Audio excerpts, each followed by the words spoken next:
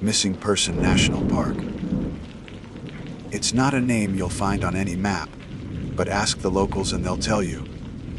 It's real enough.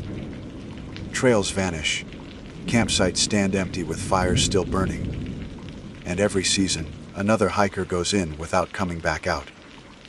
Tonight, you'll hear true, scary camping stories tied to this place.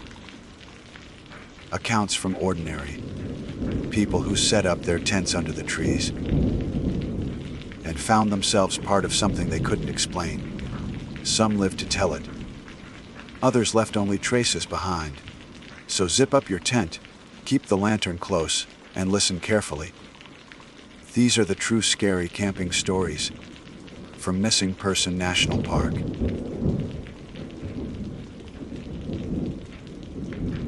My name is Leela Thompson, and I have always believed that the wilderness holds a language of its own, one that hums beneath the silence of ridges and forests and skies. I had camped many times before, though never alone. And perhaps that was why this trip became etched into my memory in a way no other experience could. I was 31 years old when I decided to hike up the ridge, drawn by the promise of clear air and wide skies where the stars were said to blaze brighter than anywhere else in the region. I wanted solitude. I wanted quiet. I wanted the sense of being reduced to something small beneath a universe too vast to measure. That, at least, was what I told myself before the stars began to notice me. The hike itself was long but not difficult. I had driven as far as the road permitted, parked my car by a small clearing that served as a makeshift trailhead, and shouldered my pack. The ridge loomed to the north, jagged and pale in the autumn light, framed by slopes lined with pine and spruce. My boots dug into the damp earth as I followed the path upward, switchbacks curling through the trees. I carried enough supplies for 3 days: a lightweight tent, a sleeping bag, food sealed in zip bags, a small stove, and the comfort of my journal, where I could spill thoughts when words pressed too heavily against the inside of my mind. I remember how the world narrowed to the rhythm of my breath and the crunch of soil beneath my steps. The forest seemed unusually still, as though holding its breath, but I told myself it was the absence of other hikers that created that hush. I crossed no one on the trail. By the time I reached the ridge, the sun had begun its slow descent, painting the horizon in bruised shades of violet and orange. I chose a flat patch near the edge, where the view opened like a stage curtain to the world below. Valleys rolling out in shadows, mountains stacked like jagged teeth on the horizon. I pitched my tent with practiced ease, staking it against the rocky soil and smoothing the fabric. The air grew cooler as dusk settled, and I layered on a jacket, sitting with my back against a stone outcrop. The sky deepened from purple to a dark velvet, and then the first stars emerged. I had been waiting for that moment, the one when night unveiled its quiet brilliance. The ridge was known for stargazing, for its unobstructed view unmarred by city lights. I leaned back, smiling to myself as the stars multiplied, sharp and silver. It felt like a reward, like a private show for the foolish woman who hiked alone. It was only when I glanced up again, perhaps an hour later, that I noticed the strangeness. The constellations I knew, Orion, Cassiopeia, the Big Dipper, were not where they should have been. At first, I blamed my own lack of practice. I had studied constellations as a child, but perhaps my memory had blurred them. Still, I stared, uneasy, as if the sky had been rearranged in some subtle way. The stars formed crooked lines, jagged where they should have been clean. And in the shape of those lines, I thought I recognized letters. The thought was absurd, And I shook my head, rubbed my eyes, laughed softly at myself. Camping alone can do that to a person. Play tricks, turn the imagination into an adversary. I returned to my stove, boiled water for instant noodles, and forced myself not to look up again until I had eaten.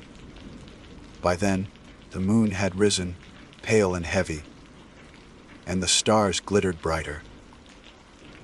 This time, when I allowed my gaze to wander back to the heavens, the crooked lines were unmistakable. They spelled my name, Lila. 4 letters stretched across the black expanse of sky, formed by constellations that had not existed an hour earlier. I froze, the fork clattering against the side of the bowl. My mind scrambled for an explanation. Coincidence, perhaps. The random scatter of stars that my desperate brain tried to make into something familiar. That was what the mind did, after all. Imposed meaning where there was none. But as I stared, the letters shifted again, the crooked lines rearranging into T-Chow Empson. My surname scrawled in stars like some celestial signature. My chest tightened, my breath shallow. Impossible, I whispered aloud, because saying it out loud made it feel less real. The silence that followed was immense, swallowing my words as though the ridge itself wanted to keep them. I forced myself to move, to clean my dishes, to crawl into the thin safety of my tent. I lay awake for hours, staring at the ceiling of nylon, refusing to glance outside.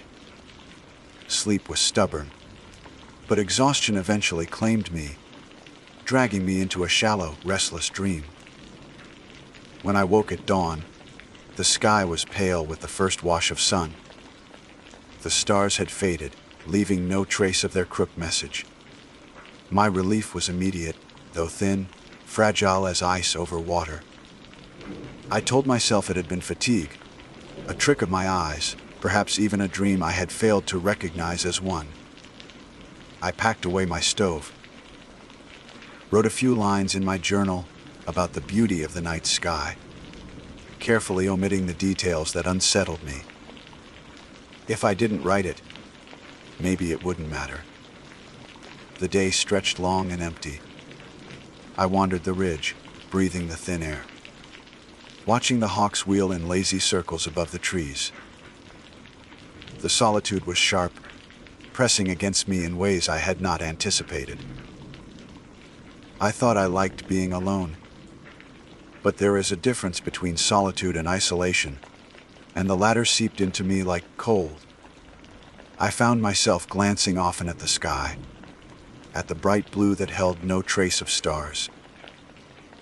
I waited for night with a mix of dread and anticipation. When darkness finally came, it was swift, the mountains devouring the sun with greedy teeth. I lit a small fire, the flames sputtering in the breeze, and cooked a simple dinner. I forced myself to keep my eyes on the fire, on the ground, on anything but the vault above. But inevitably I looked. The stars had shifted again. This time, they spelled not my name but a sentence. It was crooked, uneven, but clear enough to read Ella. My skin prickled, and I felt as though something immense and unseen had turned its gaze upon me. I dropped my fork, scrambled back from the fire, my heart hammering against my ribs. The words hung above me, unchanging, patient. I could not pretend now that it was chance.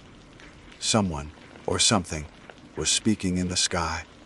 I do not know how long I stood there, trembling, staring until my neck ached. Eventually, the stars began to crawl again, the letters rearranging into another sentence, WSEOU. I could not move. I could not scream. I could only watch as the sky became a blackboard on which some invisible hand scrawled messages meant for me alone.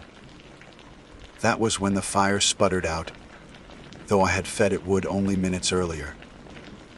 Darkness swallowed the ridge, and the only light was from the stars above, spelling out my existence letter by crooked letter. I stumbled into my tent, zipped it shut with shaking hands, and buried myself in the sleeping bag. The nylon walls were thin, useless against the immensity of whatever had turned its attention to me, but they were all I had. I lay there listening, the silence louder than any storm, my breath ragged. Outside, the stars shifted again. I did not look, but I knew. I knew they were still spelling, still watching, still waiting for me to notice. That was only the first night. When morning came, I unzipped the tent as though expecting the sky itself to lean down and swallow me. Instead, the ridge was awash in pale gold light, dew clinging to the grass, and the valley below still wrapped in shadow. Birds called from the pines, their songs sharp and ordinary. For a moment, I let myself believe that everything had been a hallucination, the product of fear and exhaustion. But the charred remains of the fire reminded me. I had fed it wood, and yet it had died unnaturally fast.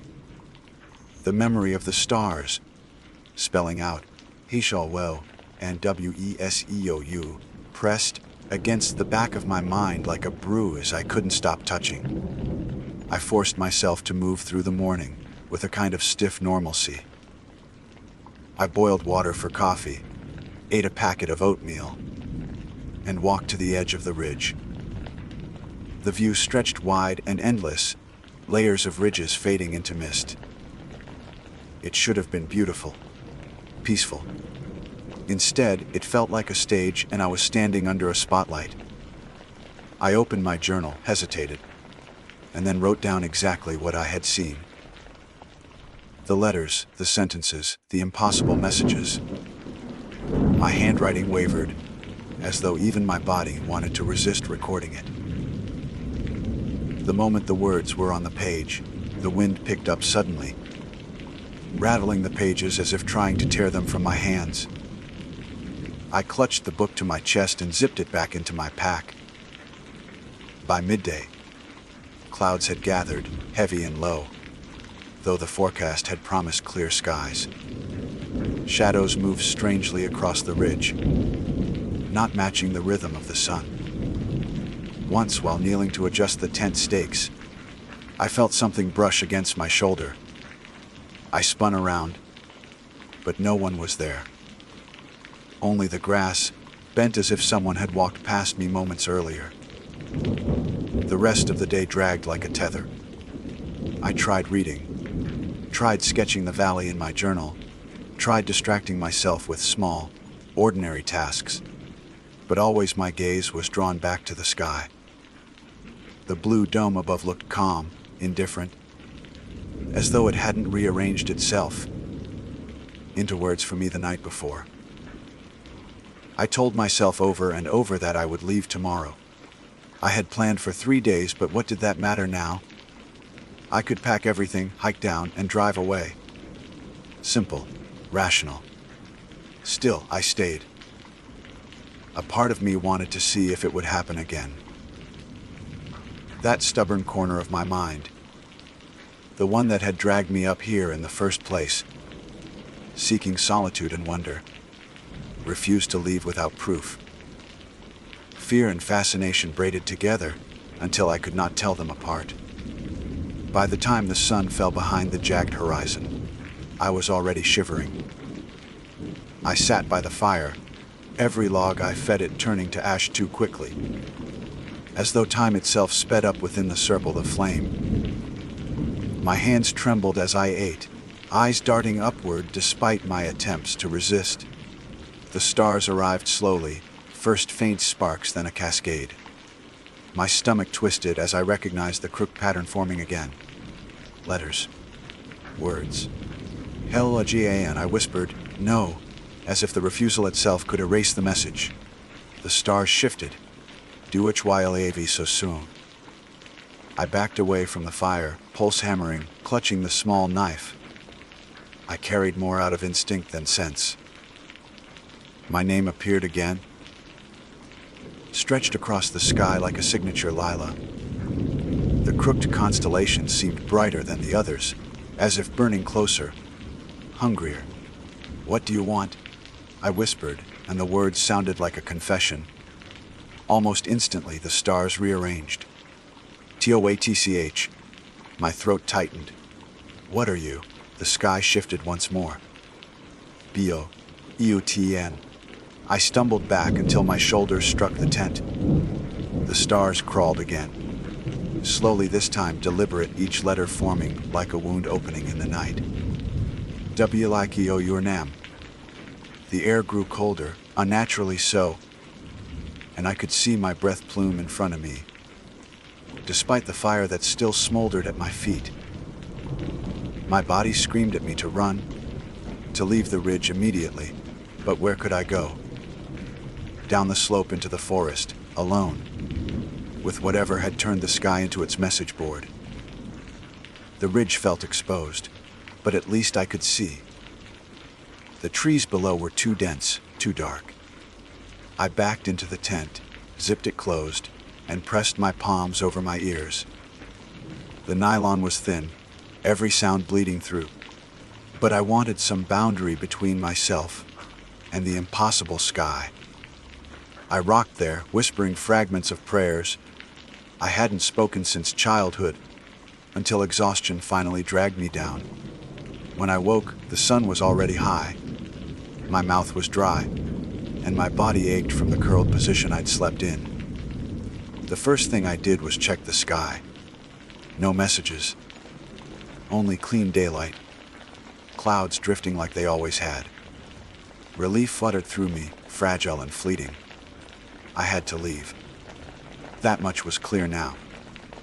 Proof was no longer a curiosity I craved. I wanted only to be gone from this ridge. I stuffed my gear into my pack, tore down the tent, and scattered the ashes of my fire.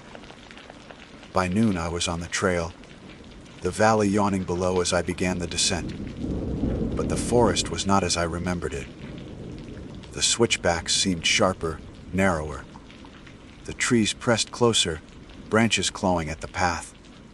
I kept my eyes down, watching my boots, trying not to notice how the shadows stretched unnaturally long, even though the sun was overhead.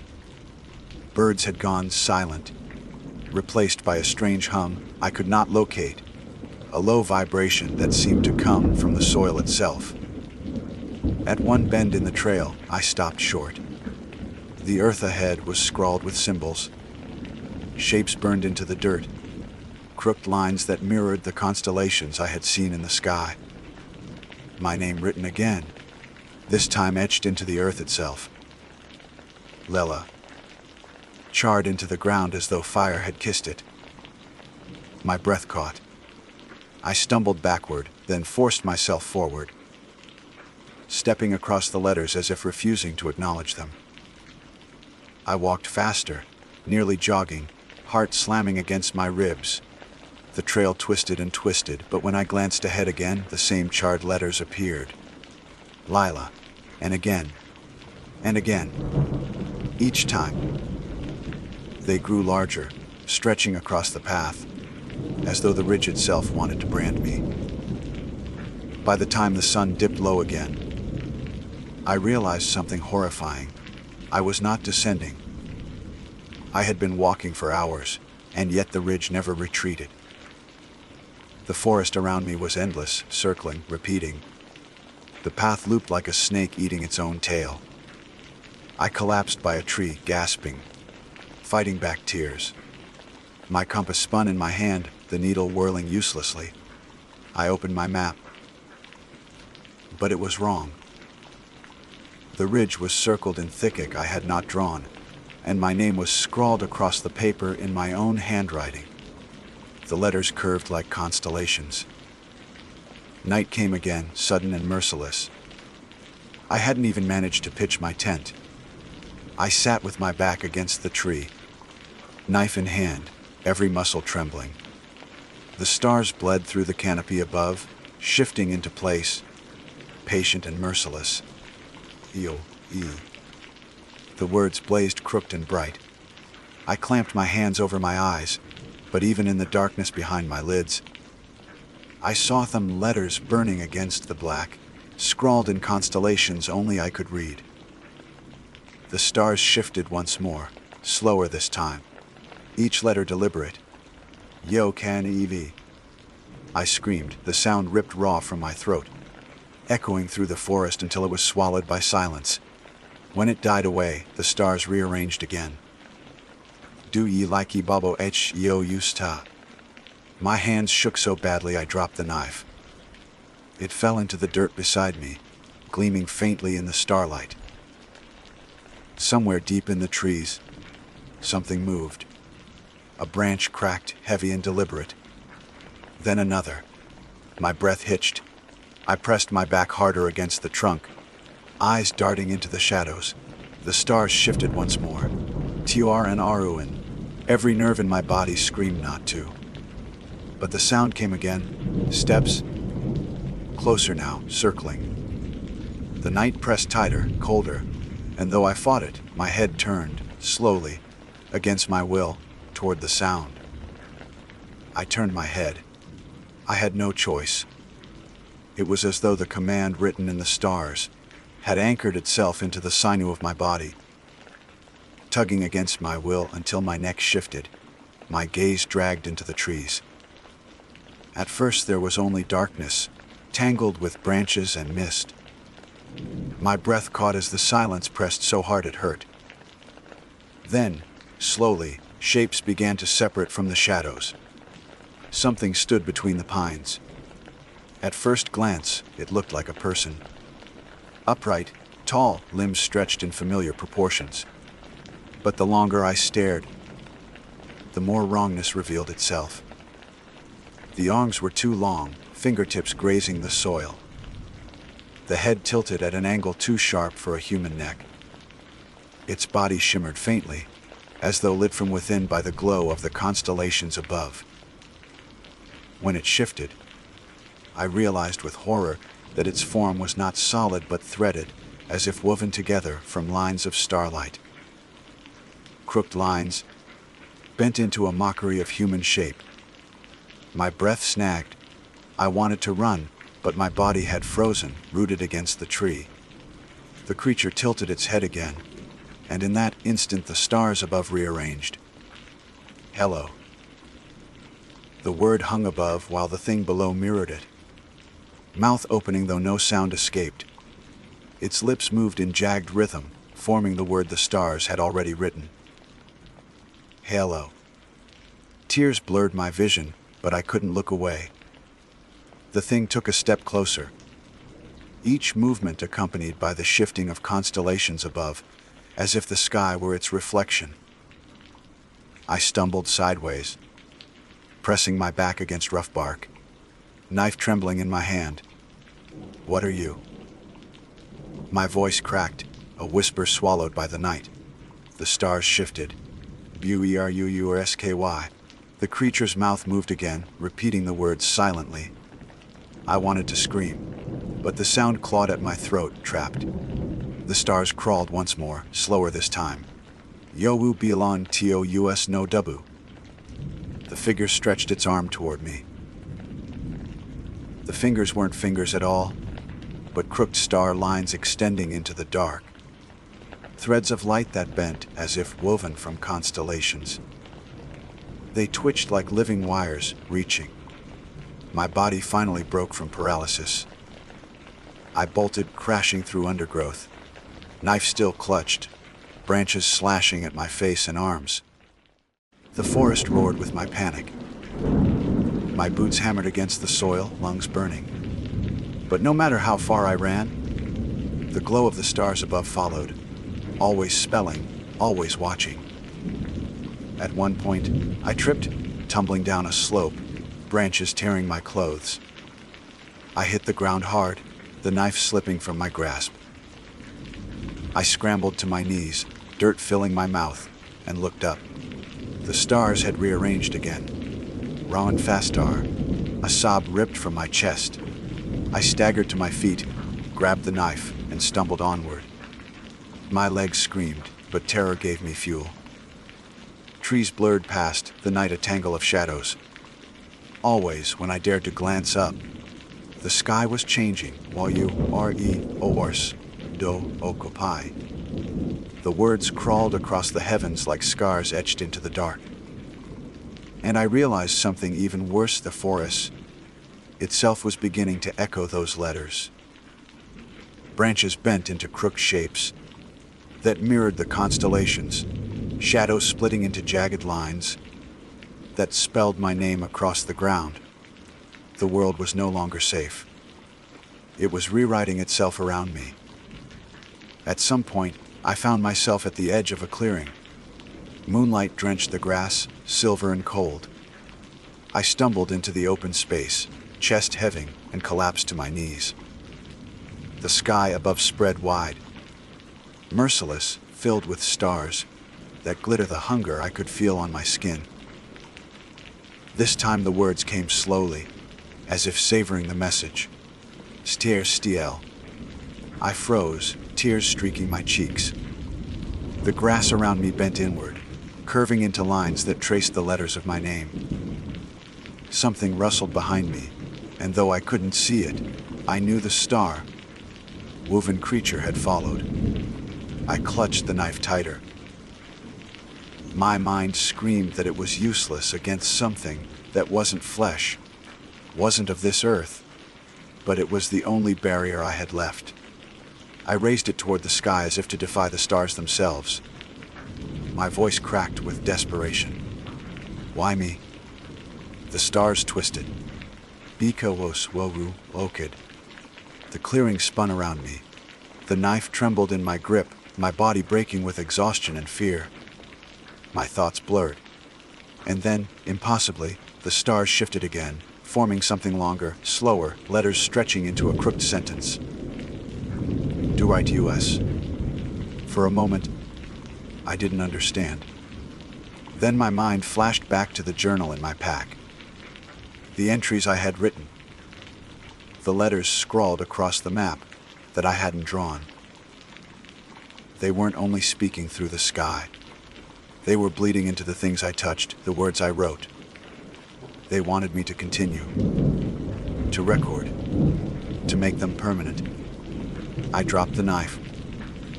My body shook violently as I reached into my pack and dragged out the journal. My hands moved almost without my permission. Flipping to a blank page, I picked up the pen. The stars shimmered above, waiting. When I began to write, the forest grew silent, as if holding its breath. My pen scratched across the paper, but the words were not mine. They flowed through me, crooked and jagged, sentences that echoed the messages in the sky. We see you. You cannot leave. You belong to us. Each line carved itself onto page with a weight I could not fight.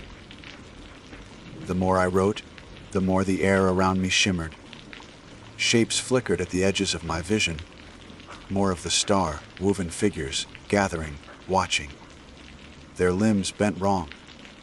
Their heads tilted too far, each one threaded from crooked lines of light. They circled the clearing, silent, waiting. I don't know how long I wrote. Time dissolved. When I finally dropped the pen, my hand aching. The page was filled with words I didn't remember forming. The stars above pulsed, bright and satisfied. QOD. The figures retreated into the trees, their light fading until only the ordinary darkness remained. The silence was heavier now, pressing me flat to the earth. I curled around the journal, clutching it to my chest. Sleep dragged me down. Whether from exhaustion or something the sky had poured into me, I can't say. When dawn came, I was still in the clearing. The journal rested beside me, its pages smudged with frantic ink. I opened it with trembling hands. The words were still there, but they were no longer mine. The handwriting shifted across the lines, crooked letters bending into shapes that did not belong to any alphabet I knew. They crawled across the page as though alive. Panic clawed up my throat. I slammed the journal shut, stuffed it into my pack, and stumbled back to the trail. This time, when I walked, the path did not loop. The trees opened. The descent came quick, as though the ridge itself had released me. By late morning, I saw my car parked in the clearing, sunlight glinting off the windshield. Relief hit me so hard I almost collapsed. But when I opened the car door, the journal slid from my pack. It fell open on the ground, pages flapping in the wind. And though I hadn't written it, though I swore I had never seen it before, the last page carried a sentence in my own crooked handwriting. SEEOUTOIGHT. My stomach turned to ice. I slammed the journal shut and stuffed it deep into my bag, refusing to touch it again. I drove away, tires spitting gravel, the ridge shrinking in my rearview mirror. For hours I didn't stop. Only when I reached the edge of the city did I dare glance at the sky. The stars weren't out yet, but I knew they were waiting. That night, when darkness fell, I stepped outside my apartment to prove to myself it was over. I tilted my head back, heart hammering. The sky glittered with familiar constellations at first. Orion, Cassiopeia, the Dipper. Comforting in their order. Relief spread through me like warmth. And then the stars shifted. Lela, crooked and unmistakable. My knees buckled. I dropped onto the balcony, hands pressed over my face. The sky was not bound to the ridge. It had followed me home. The stars crawled again, slow and deliberate. W lucky mama yo you sty. My journal sat inside waiting. I could already feel the pull, the itch in my hands to write. The words weren't mine anymore.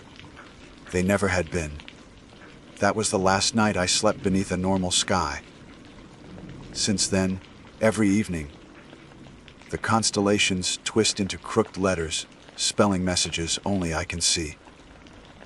I try not to look, but somehow my eyes always find them.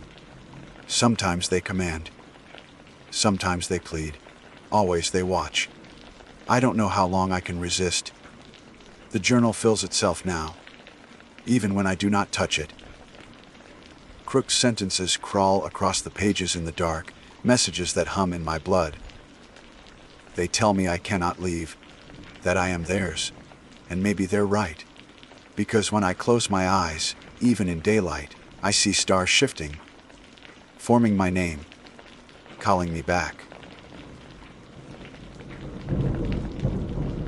My name is Marcus Hale. I was raised in a small town where people still told ghost stories at kitchen tables late into the night, where silence in the woods was regarded as a warning and not a comfort. I had spent enough years listening to those stories, laughing them off in the daylight, and quietly fearing them when I walked alone under the trees at dusk. I am 31 years old, and I have always carried with me a strange restlessness, the kind that makes a man take to the road, in search of places no one else talks about. That is what led me into the mountains, where fog draped the valleys like a heavy shroud, and where rope bridges stretched across gorges so deep I could hear the distant sound of water gnawing against rock. It was on one of those bridges that I first realized some stories are not told for entertainment, but as warnings left behind like scratched on stone. The fog that day was the thickest I had ever seen. I could not even see the trees. I knew we're just a few feet off the path, their branches bending under the weight of moisture. The air was damp and cold, seeping through my jacket and settling against my skin like a second, clammy layer. I had a map in my pocket and a compass clipped to my belt, but neither offered reassurance. The map showed the line of the trail crossing a gorge, but looking ahead was like staring into a wall of shifting gray. I had to trust the rope bridge was still there, stretched taut between two cliffs. Though my instincts screamed that walking forward blindly was a mistake. I remember placing one hand on the rope railing, slick with dew, and testing the first wooden slat with my boot. The boards creaked, old and swollen with years of storms, yet they held. I took another step, then another, each one swallowed by the fog until the world behind me was gone. After the first 20 paces, I stopped looking down. The faint gap between boards revealed nothing but pale mist below, and the thought of what waited under it, whether endless air or jagged rock, was not a thought worth carrying. I told myself to focus on the feel of the rope under my fingers, the sway of the bridge beneath me, the steady rhythm of my own breaths. That was when I heard them. Footsteps. At first, I thought it was the bridge echoing mine, some trick of sound traveling back along the rope. But the rhythm was too clean, too precise. Each of my steps was matched by another, perfectly in time, neither faster nor slower. I stopped. Heart thudding, and in the sudden stillness, I heard the soft groan of the wood under weight that was not mine. The steps halted with me, as though whoever was there had also paused to listen. The rope swayed slightly, not in response to the wind, but to something moving behind me. I told myself it was another hiker, someone caught in the same fog, crossing at the same time. But I had not seen anyone all morning. The trailhead had been empty, the parking lot silent, except for the drip of water from branches. I had chosen this path because it promised solitude. I forced myself to turn my head, peering back through the haze.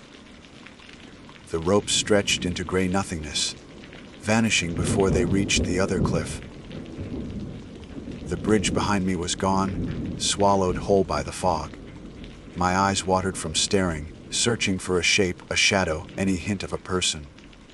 Nothing. And yet, as I turned forward again and took a cautious step, the footsteps followed, perfectly in rhythm once more. It is a strange thing to feel certainty without evidence. Logic told me the bridge could hold only so much weight, that if someone were on it with me, I should see them, or at least hear the rope strain more heavily. But instinct told me I was not alone. Every nerve in my body bristled, as though the air itself had shifted. I gripped the rope tighter and kept walking, though each step felt like an invitation for something unseen to draw closer. The fog pressed harder, wrapping me in a silence that grew heavier with each moment. Even my own breath felt muted, as if the mist drank the sound before it could leave my lips. Halfway across, I stopped again. My heart hammered so loud, I swore it would shake the boards beneath me. I decided to call out, though my throat felt raw and tight. "Hello," I said, the words strangled, almost childish. The sound carried no echo. It vanished into the mist as though it had been swallowed whole. No one answered. Only the creak of ropes shifting in rhythm, with invisible steps, came back to me. That was when I realized what terrified me most. It was not just that the footsteps followed mine, but that they belonged to something with patience. Whoever or whatever was behind me had no interest in rushing forward, no desire to reveal itself. It was content to mirror me, to keep pace, to wait. By the time the faint outline of the far cliff emerged from the fog, I was nearly running. My boots slammed against the boards, and the ropes strained under my weight, yet the echo behind me did not falter. It did not stumble, did not hurry to catch me, did not even fall away. It matched me step for step, a perfect double, as though the bridge itself carried two shadows, mine and something else. When my boots struck solid ground at last, I whirled around, desperate to see what had been following. But the moment my feet touched earth, the sound stopped. The bridge behind me was gone again, lost in the curtain of fog, and there was only silence. The rope in my hand felt limp, like it had been hanging undisturbed for years. I should have turned back. Any reasonable person would have. But reason felt brittle in that place. I told myself the fog was playing tricks, amplifying the sound of my own footsteps. I told myself the damp and the hunger and the fatigue had worn my nerves thin. And yet, as I stood on that cliff with the bridge vanishing behind me, I could not shake the feeling that I had not crossed alone. Something had crossed with me, and though the steps had stopped, it had not gone away. It had only become quieter. I forced myself onward, following the trail as it wound into the trees. The forest was no more welcoming than the bridge. The fog pooled thickly between trunks, curling around roots and branches until the world felt built of smoke. My compass spun lazily, its needle twitching without direction, and the map crinkled uselessly in my damp hand. I walked because there was nothing else to do, and because standing still felt like inviting the steps to catch up again. Every snap of twig, every drip of water from leaves, sent my nerves jolting. More than once, I turned, certain I would find someone standing just beyond sight. More than once, there was nothing. It must have been an hour before the trail opened into a small clearing. The ground was soft with moss, and a circle of stones marked what had once been a fire pit. Charred wood lay in its center, damp and blackened as though the flames had died only a day or two ago. Relief washed through me at the sight. Someone else had been here, maybe even camped here. It meant I was not as lone as the forest wanted me to believe. I set down my pack, kneeling to touch the ashes, half hoping to find them warm. They were cold, but scattered among them was something stranger. Footprints pressed into the soil around the fire. They were barefoot, narrow, and perfectly clear despite the damp ground. And every single one of them pointed inward, toward the fire, not away. I stood slowly, backing away from the circle. My pulse roared in my ears, louder than the silence of the woods. That was when I heard it again. The footsteps. Not behind me this time, but circling, weaving just outside the edge of the clearing. They pressed into the moss with the same steady rhythm, patient and unhurried. I spun in place, trying to catch a glimpse. But the fog clung tighter than ever. I could hear them, could feel the vibration in the earth. But the space around me remained empty. The sound grew louder until it was impossible to tell how many there were. 2 sets. 6. They moved in tandem, circling me as though measuring the distance, deciding when to close in. I opened my mouth to speak again, but no words came. My throat was locked, as though the fog had filled my lungs. I stumbled backward until my shoulder struck a tree, rough bark biting into my jacket. My mind scrambled for logic, for reason, but none came. There were only the steps, circling, drawing tighter, and the cold certainty that whatever had followed me across that bridge had not left. It had multiplied. The footsteps circled me until I thought I would collapse from the weight of their sound alone. I pressed my back harder against the tree, its bark digging into my skin through the damp layers of my jacket. I told myself that if something solid pressed forward from the fog, if I could just see it, I would know what I was dealing with. But nothing stepped out. Nothing took form. Only the rhythm of steps closing in, tighter and tighter, until suddenly they stopped all at once. The silence that followed was worse than the sound. At least the steps had given me something to measure, some cadence I could brace against. Without them, the forest became suffocating. I strained my ears, listening for a crack of a twig, the whisper of breath, but all I heard was my own pulse rushing in my skull. My mouth was dry, my tongue heavy, and I realized I had been holding my breath for too long. I exhaled in a shaky burst, and as the mist curled in front of my face, I swore I felt another breath brush against my cheek, colder, not mine. I tore myself away from the tree and stumbled forward into the clearing, desperate for movement, for anything that would drown out the possibility of something standing just beside me unseen. My boots struck moss, then the blackened stones of the fire pit. The footprints around the ashes seemed deeper now, as though pressed only moments before. I kicked at the nearest one, scattering soil over its outline, but as I lifted my boot, the print returned beneath it, perfectly whole. The fog thickened, curling inside the circle of stones, rising like smoke from a fire that had never been lit. Panic overtook me. I grabbed my pack and bolted out of the clearing, forcing my legs to move even as the air grew heavier, clinging to my throat. Branches whipped against my arms. Roots clawed at my boots. The trail was gone, devoured by the gray, and I ran blindly, desperate only to put distance between myself and the circle of prints. The forest stretched endlessly, each tree the same, until I felt I was running in place, trapped in some loop with no exit. My lungs burned, my chest ached, and still the fog pressed close.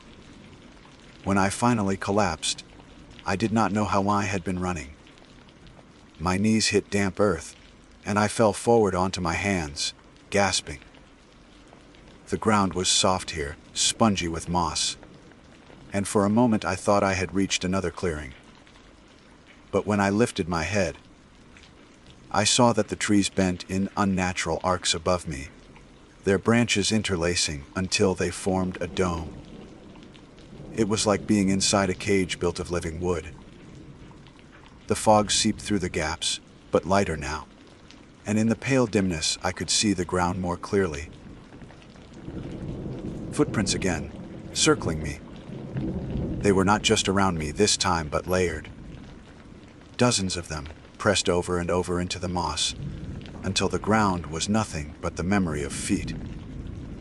I placed my hand into one, and the earth was cold, colder than the rest of the ground, as if touched by frost.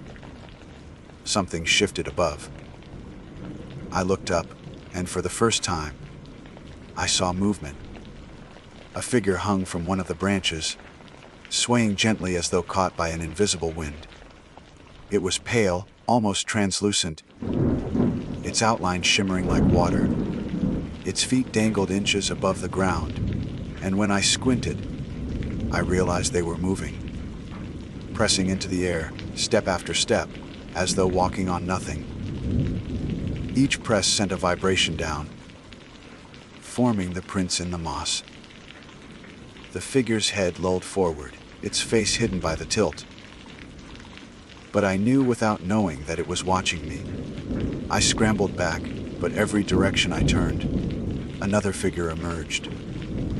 They hung from branches, from the spaces between trees. Their pale bodies suspended yet always walking, always pressing invisible steps into the earth.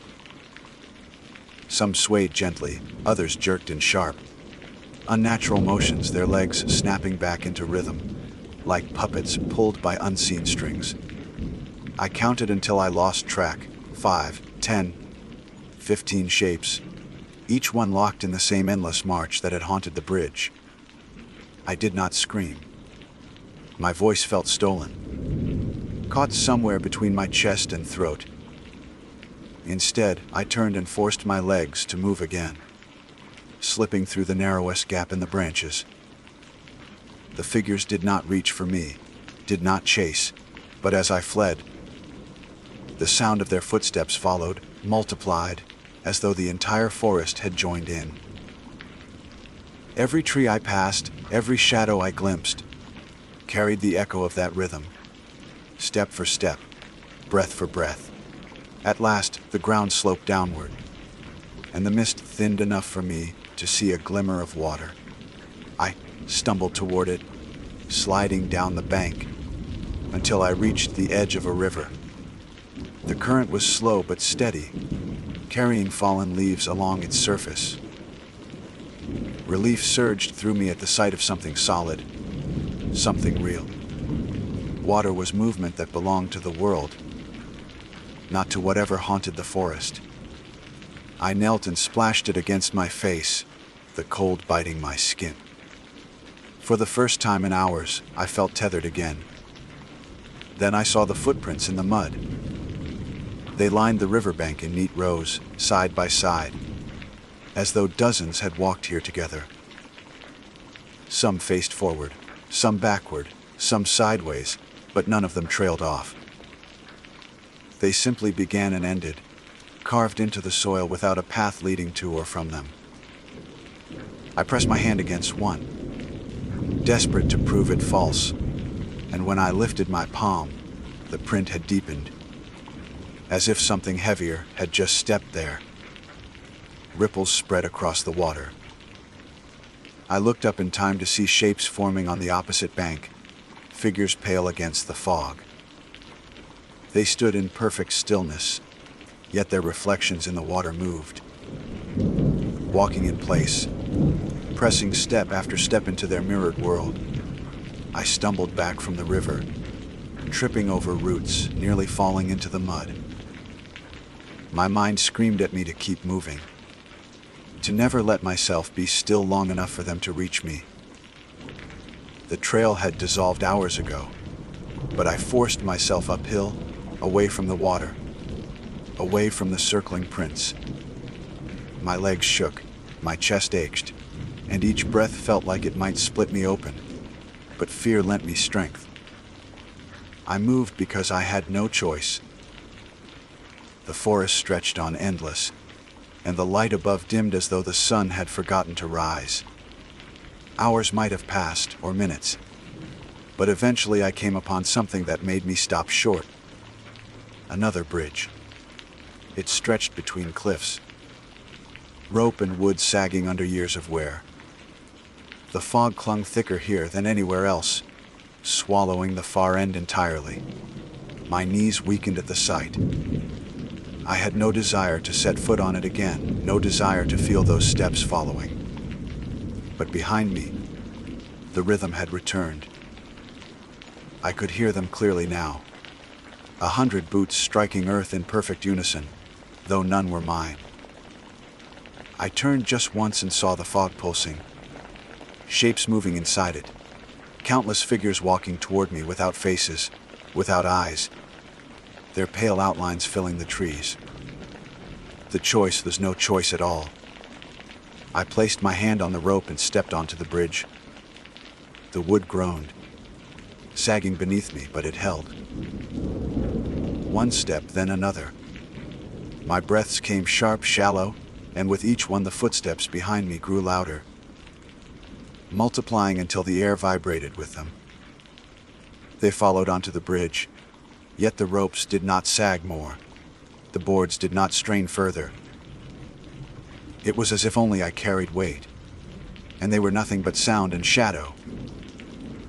Halfway across, I made the mistake of looking down. The fog shifted just enough to reveal the gorge, black and endless, water glinting faintly at its bottom.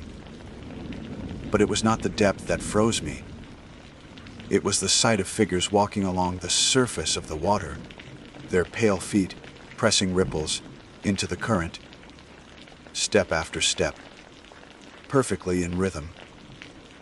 They looked up as one, and though their faces were blank, I felt the force of their gaze strike me like a stone. My grip on the rope slipped, and I nearly lost balance. I pressed forward blindly, refusing to look again. When my boots finally struck earth on the far side, I collapsed to my knees, clutching the dirt like it might anchor me to life. The footsteps stopped once more. Silence folded over the gorge, heavy and final. The bridge behind me swayed in the fog, empty, untouched, as though no one had ever walked it. My chest heaved, my body shaking with exhaustion, but I could not rest. I knew better now. Silence meant waiting, and waiting they were not finished. I forced myself upright and stumbled forward into the trees. The forest here felt no different, still heavy with mist, still endless. But I sensed something had changed.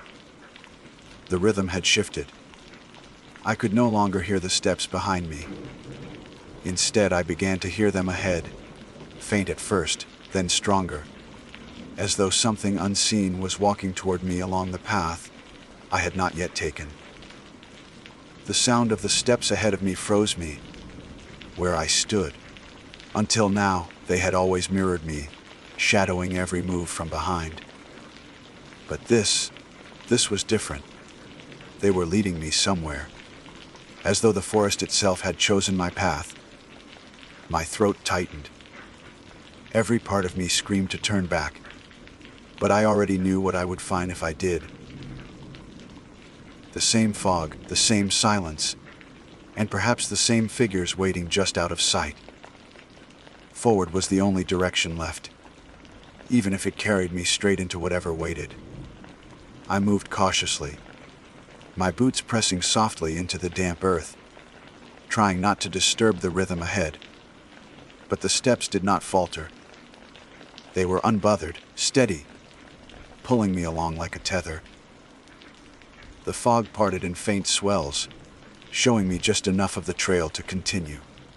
My hands brushed against trunks as I passed, grounding myself in the roughness of bark. Still, my ears strained against every sound, searching for the break in pattern that would reveal what lay ahead. It never came. The steps were endless, patient, always just far enough away that I could not see their source. After what felt like hours, the trees thinned, and the land began to slope upward. My legs ached, but the path pulled me higher, until at last I broke into another clearing. This one was different. The ground was bare rock, slick with moss, and in its center stood the remains of a stone arch. It must once have been part of something larger, a bridge or a gate, but now only two pillars stood, their tops jagged where time had broken them. The footsteps led directly to the arch, then stopped. I stared at the space between the pillars. It looked like nothing more than fog filling the gap, yet the air shimmered faintly, like heat rising off asphalt. The silence pressed close, heavier than before, and I felt the undeniable weight of being watched. My stomach twisted. I knew the forest had brought me here for a reason, though I could not name it. The prints at my feet, bare, narrow, impossibly precise, seemed to trail into the arch before fading. The figures had walked through. The steps ahead had been their invitation. I told myself to leave. I told myself to turn back, to find another way down the mountain, to accept being lost so long as I remained alive. But my body betrayed me. My feet moved forward as though called by something older than thought. Each step echoed faintly against the rock, and though the sound was mine, it felt doubled, accompanied by something just beneath hearing. When I reached the arch, I hesitated, my hand brushing the cold stone. The shimmer in the air wavered, rippling as though sensing my presence. I closed my eyes and stepped through. The fog broke. On the other side, the air was clear, sharp, and thin, like I had risen suddenly to great altitude. The forest behind me was gone. In its place stretched an endless expanse of stone, flat and cracked, stretching out in all directions beneath a pale sky. No trees, no cliffs, no river, only that empty ground. But I was not alone. They were there. Figures stood in rows across the plain, countless pale bodies, each one swaying faintly, as though caught in a wind I could not feel. Their feet moved ceaselessly, pressing steps into the stone that left. No mark yet rang in my ears like a drumbeat. The rhythm that had haunted me was no longer hidden. It was deafening here, hundreds, no thousands, of footsteps all in perfect unison. They turned their faces toward me, and though their features were blurred, indistinct, the weight of their gaze pressed me to my knees. I wanted to run, but there was nowhere to go. The plain stretched infinitely, and the arch behind me had vanished. I was trapped in their world, whatever it was. The figures began to move, their endless steps shifting into a slow march, converging toward me from every direction. My chest seized with terror. I shouted at them to stop, to leave me, but my voice was drowned beneath the thunder of their rhythm. Closer and closer they came, until the front line stood only a few feet away. Then one of them broke from the formation. It stepped forward, its body flickering as though torn between presence and absence. Its feet struck the stone, but its movements were not perfectly in sync with the others. It was almost human in its hesitation, its stumble, its pause before me. My breath caught. For the first time I could see its face, and it was my own. The figure that wore my shape stared back at me with eyes that glowed faintly, as though lit from within. Its lips moved, but no sound came. Yet I understood. It was not speaking. It was mirroring me. Every shallow breath I took, it took. Every twitch of my hands, it echoed. I lifted my arm, and it lifted its arm in the same broken rhythm. Not perfect this time, but close enough to freeze my blood. It was me, stripped of weight, stripped of soul, an echo made flesh. The horde behind it began to press closer, their endless march unrelenting. The figure of myself reached out, its pale hand trembling as it stretched toward mine.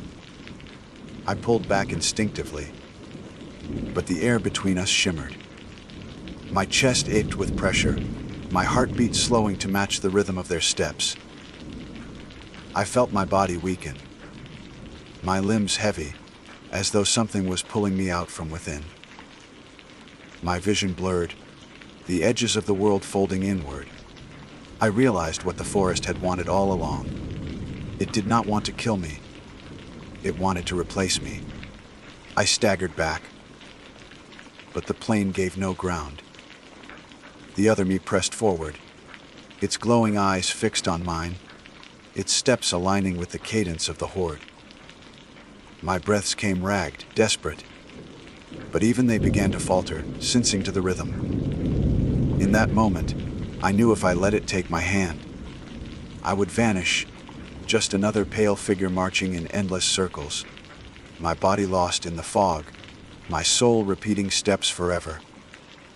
With the last shred of will, I did the only thing I could think to do. I broke the rhythm. I slammed my fists against the stone, shouting wordless sounds that had no pattern, no cadence.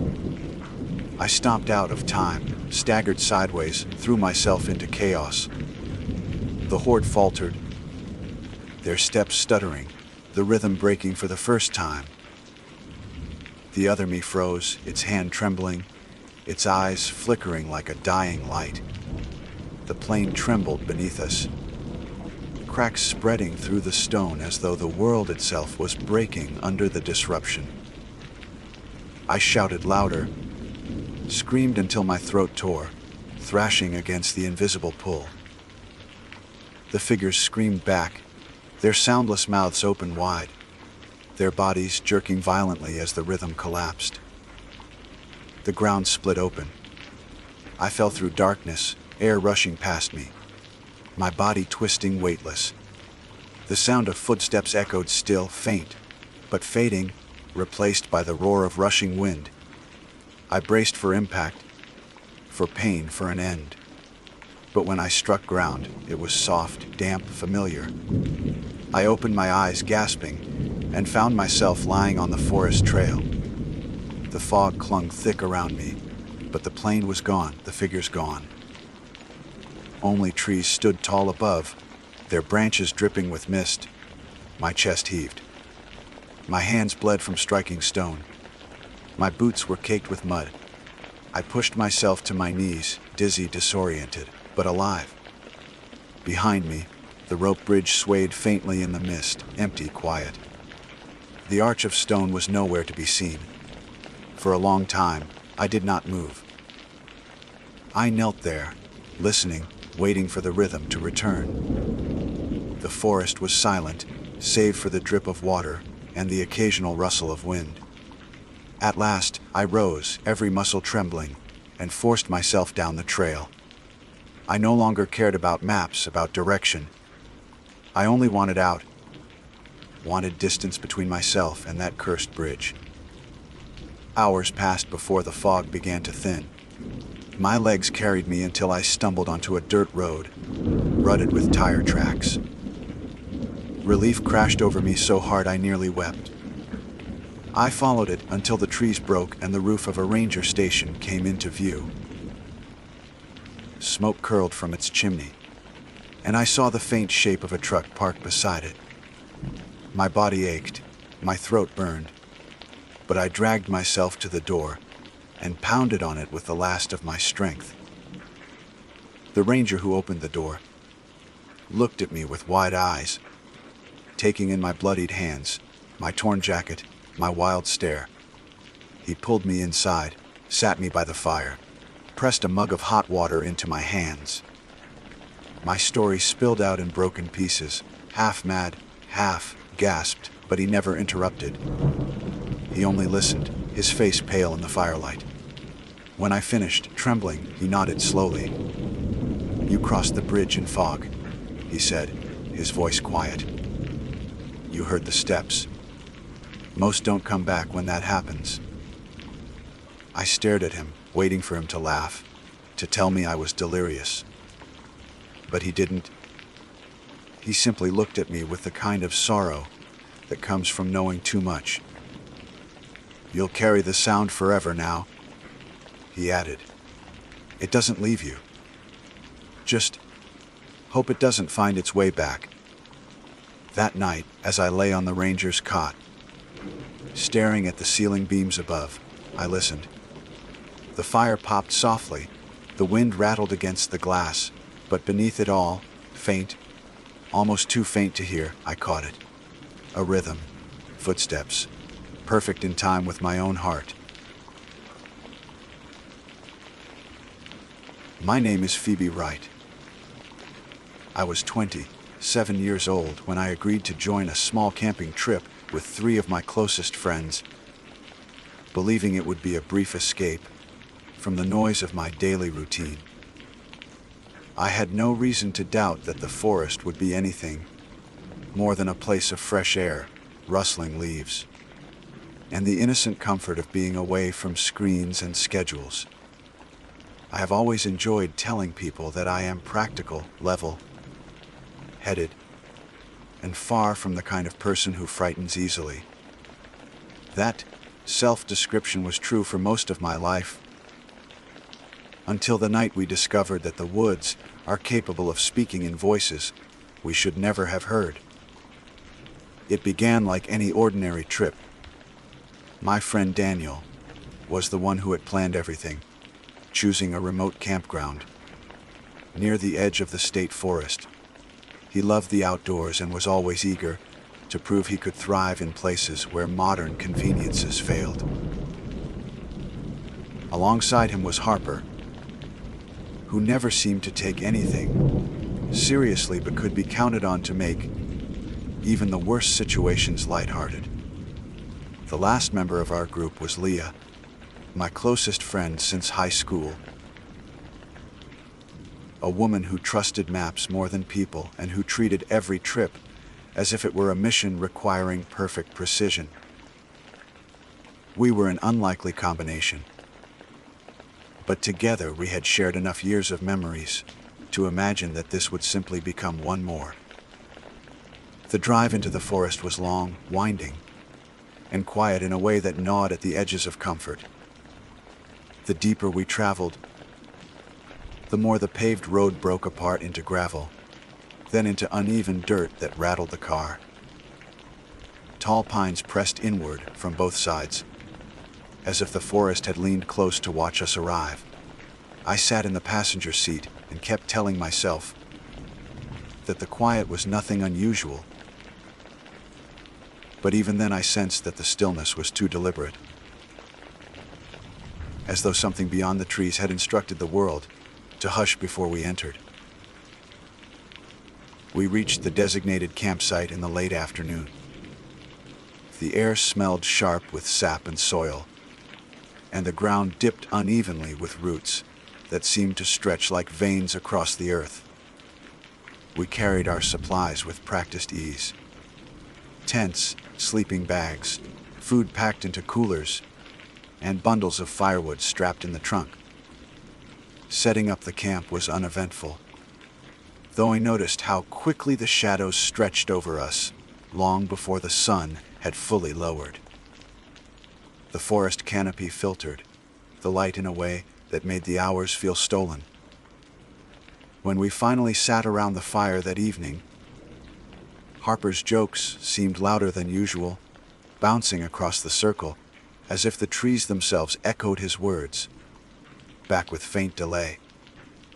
Daniel bragged about how far from civilization we were, raising his mug of coffee, as though he had conquered something meaningful. Leah unfolded her maps for the third time, pointing to where the creek curved east and where we might hike in the morning. I laughed along with them, trying to match their easy mood, but the sensation of being observed clung to me with stubborn weight. On. It was during one of those moments of laughter that we first heard it. The sound drifted from the trees beyond the firelight, thin and high-pitched, like the giggling of a child. We all froze at once. None of us had spoken in that tone, and none of us could mistake the fact that the laughter did not belong to our group.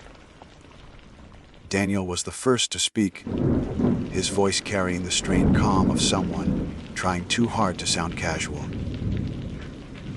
Probably some other campers messing around, he said, though we all knew how empty the road had been for miles. The laughter came again, this time closer and clearer. It was bright, playful, and wrong in a way that sliced through my skin. It sounded like Leah's laugh, her real laugh, not the polite version she used with strangers. I turned to her, expecting to see her smiling at some private joke, but her expression was pale and rigid. Her mouth had not moved. The four of us stared into the darkness, where the firelight ended, the orange glow breaking into jagged shadows. The forest answered with another burst of laughter, this one unmistakably Harper's.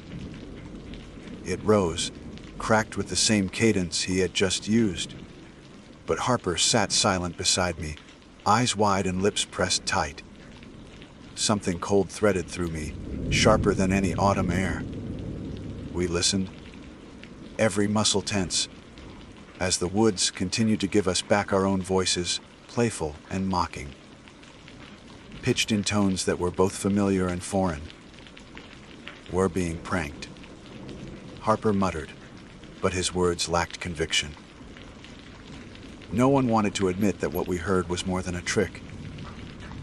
Daniel grabbed a flashlight and stood, his confidence exaggerated to cover the tremor in his stance. "I'll check it out," he said. The beam of light cut across the trees, but it revealed nothing more than rough bark and scattered undergrowth. The laughter paused, then began again, this time echoing all four of us in rapid succession. as though the forest had been recording us for hours. I wanted to tell him to sit back down, that this wasn't the kind of sound you followed. But my throat tightened with fear, and no words came.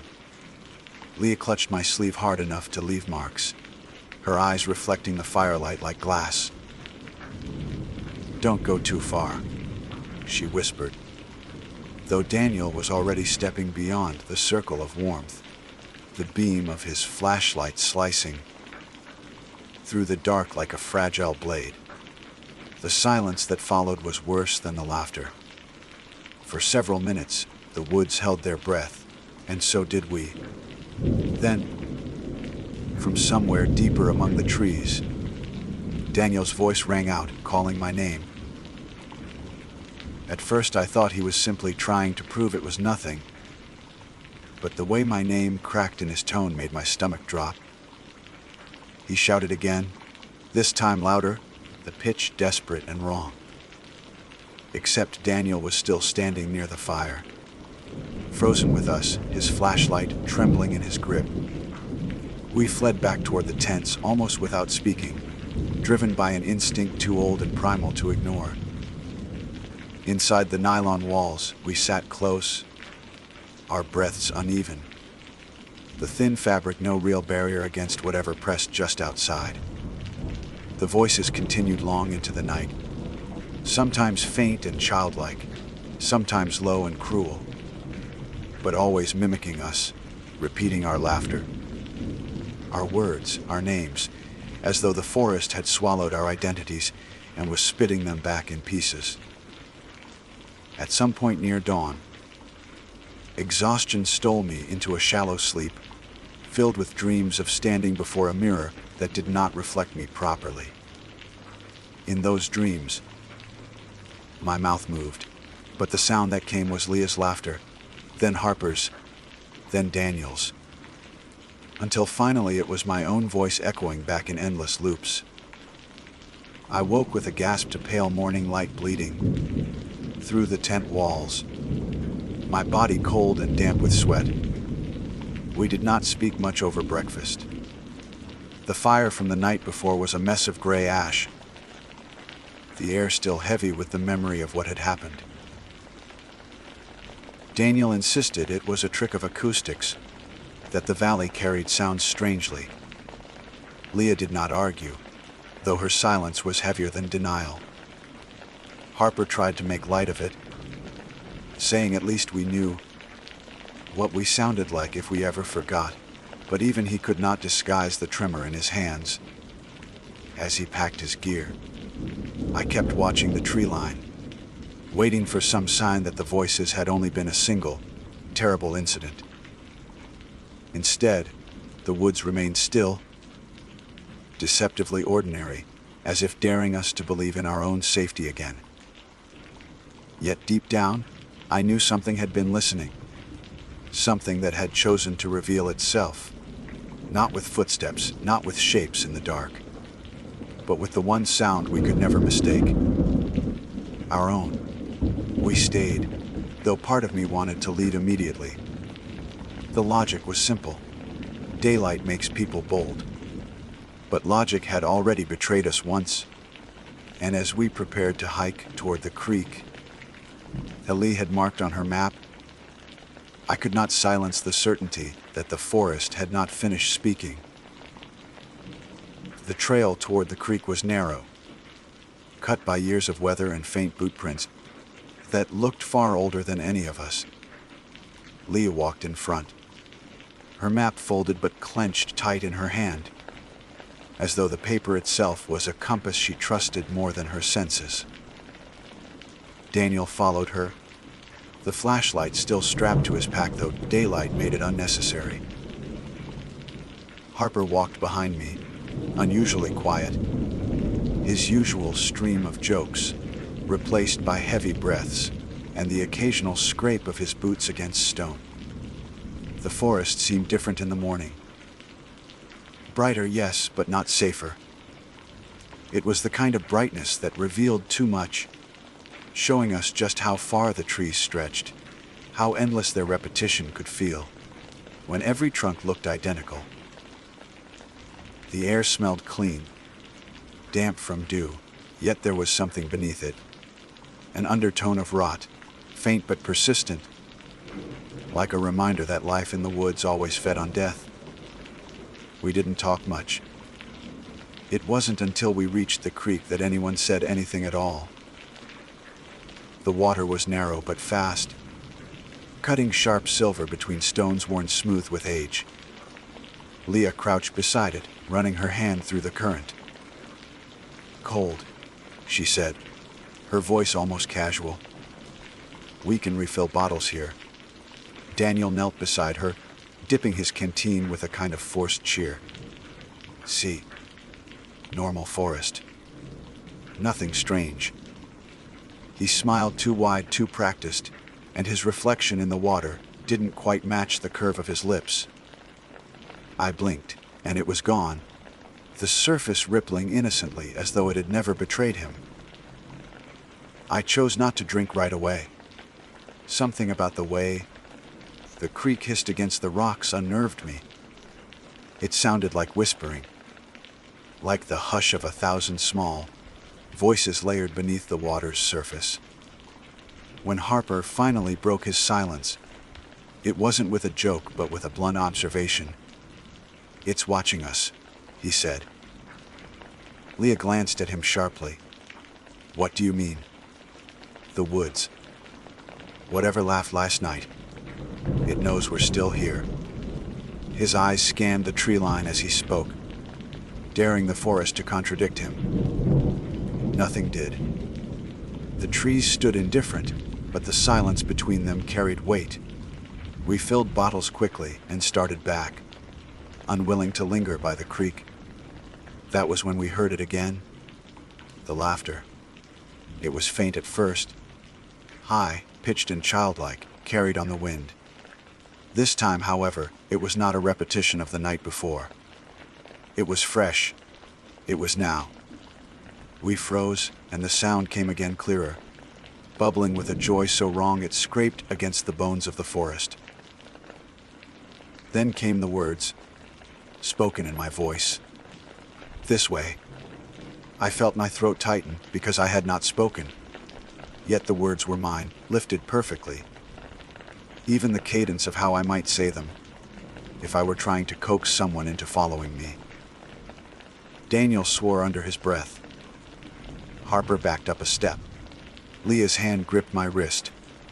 "Don't answer," she whispered. "Don't speak at all." The voice repeated, louder this time. "This way," it urged again, cheerful, insistent. Then came another voice, Harper's unmistakable. "Hurry, it's fun." My stomach turned, because Harper stood right behind me, pale as paper, his mouth shut tight. The woods were playing us like instruments, plucking notes of our voices from some hidden place and weaving them back into the air. Daniel pulled his knife from his belt, though it was a useless gesture. "We'll go back," he said firmly, though his voice cracked halfway through. "Right now." We turned, retracing our steps toward camp, moving faster than before. The laughter followed, darting between trees, sometimes ahead of us, sometimes behind, as though whatever owned it circled with ease while we stumbled clumsily through the undergrowth.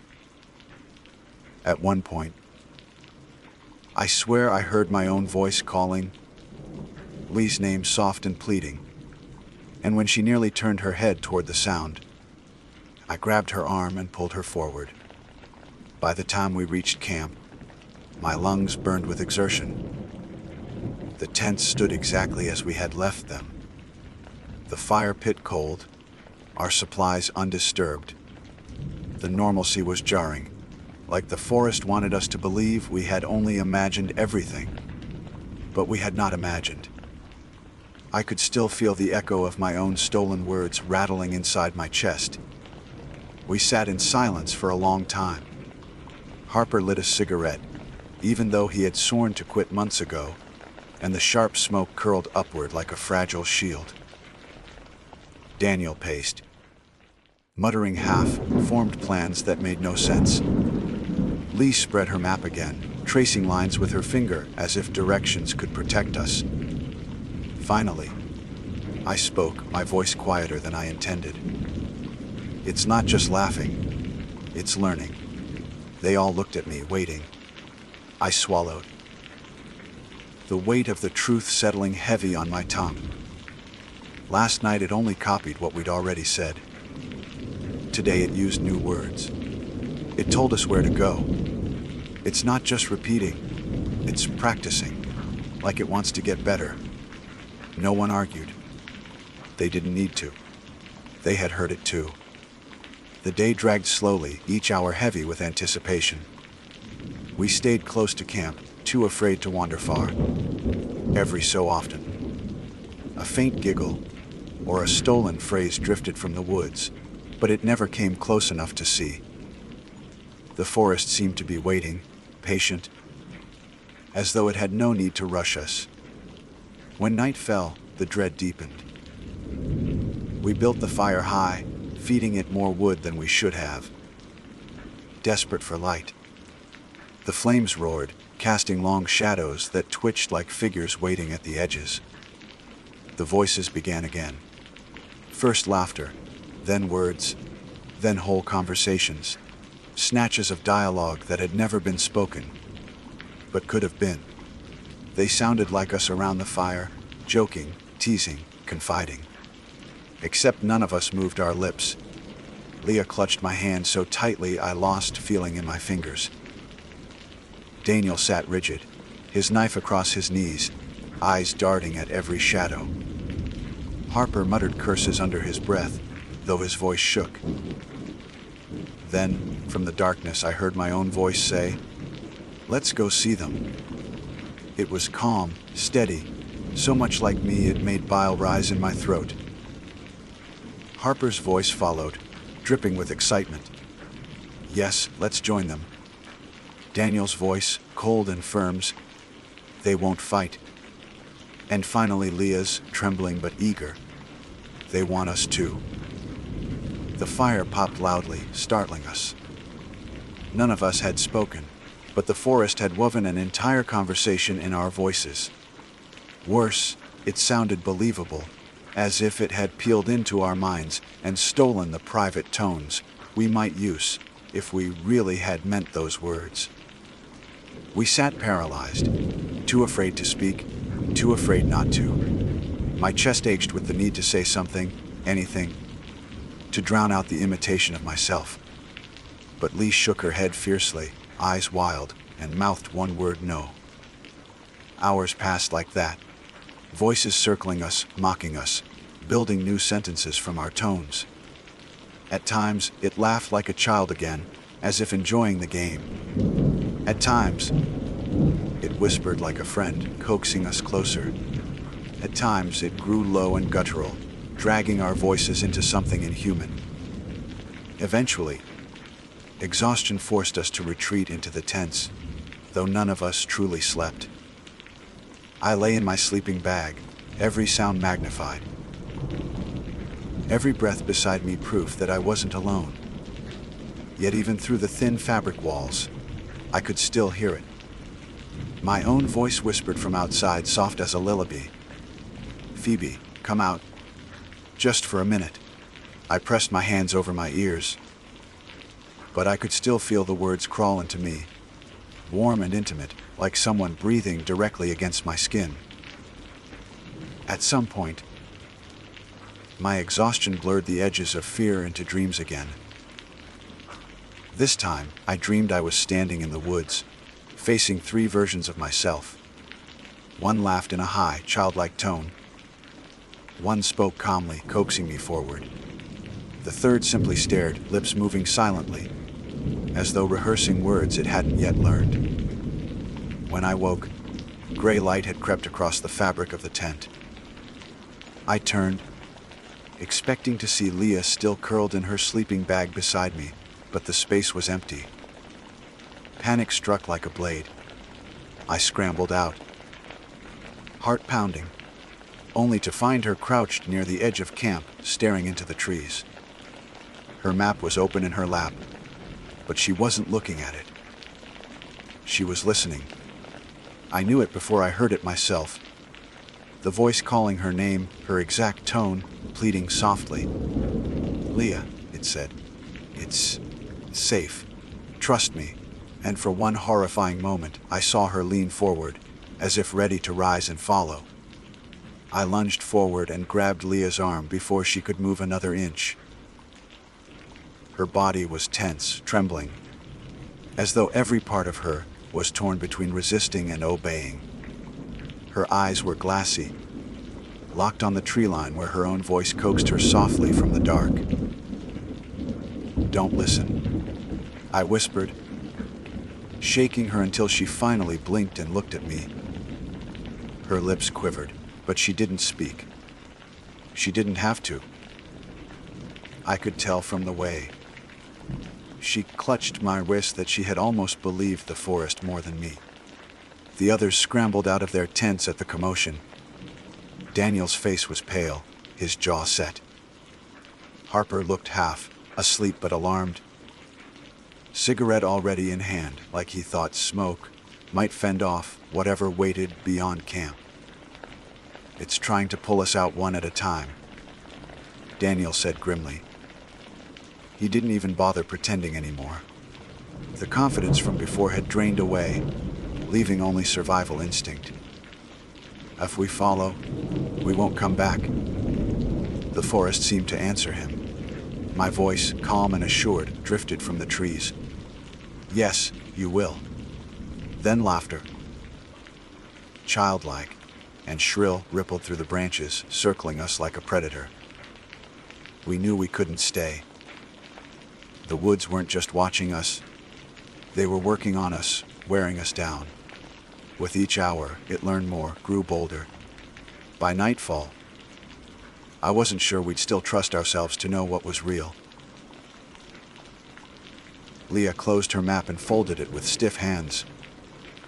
"There's another trail leading back toward the road," she said. "It's longer, but we might avoid." She cut herself off, unwilling to finish. Avoid what?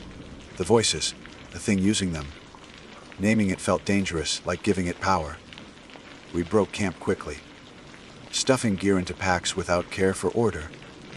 The only thought was escape. Daniel led, knife in hand, though it looked small against the weight of what stalked us. I followed, with Leah close beside me, her lips pressed so tightly together they turned white.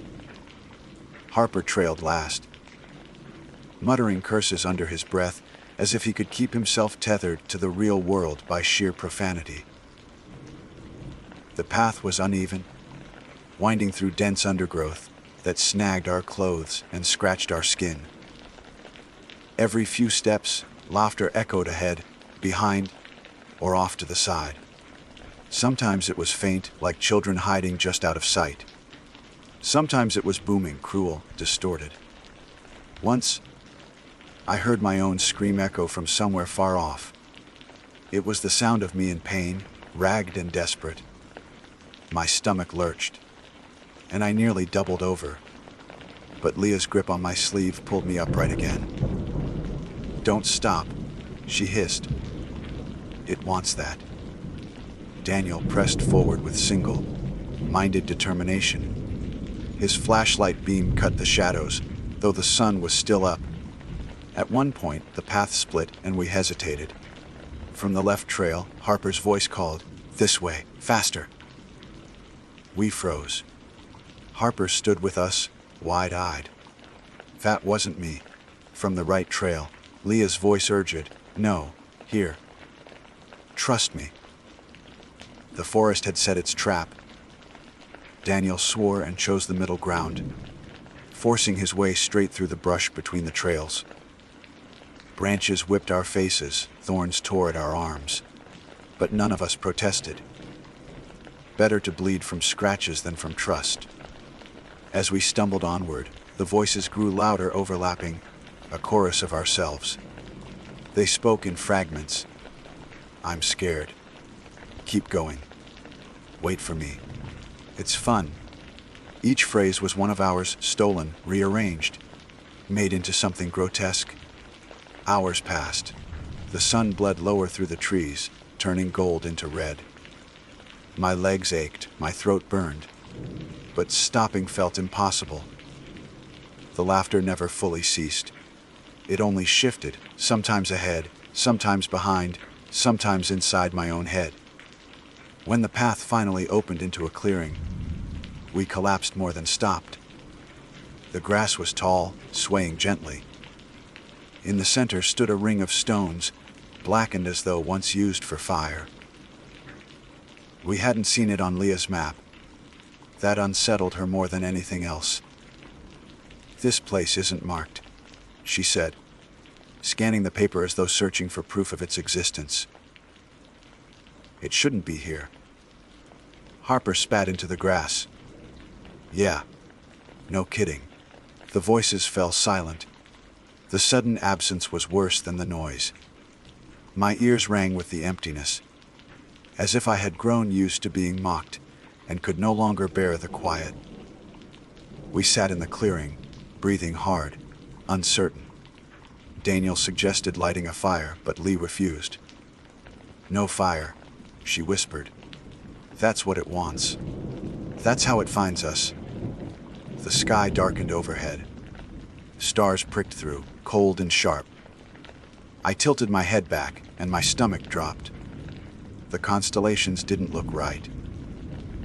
They were skewed, bent, as though drawn by an unsteady hand.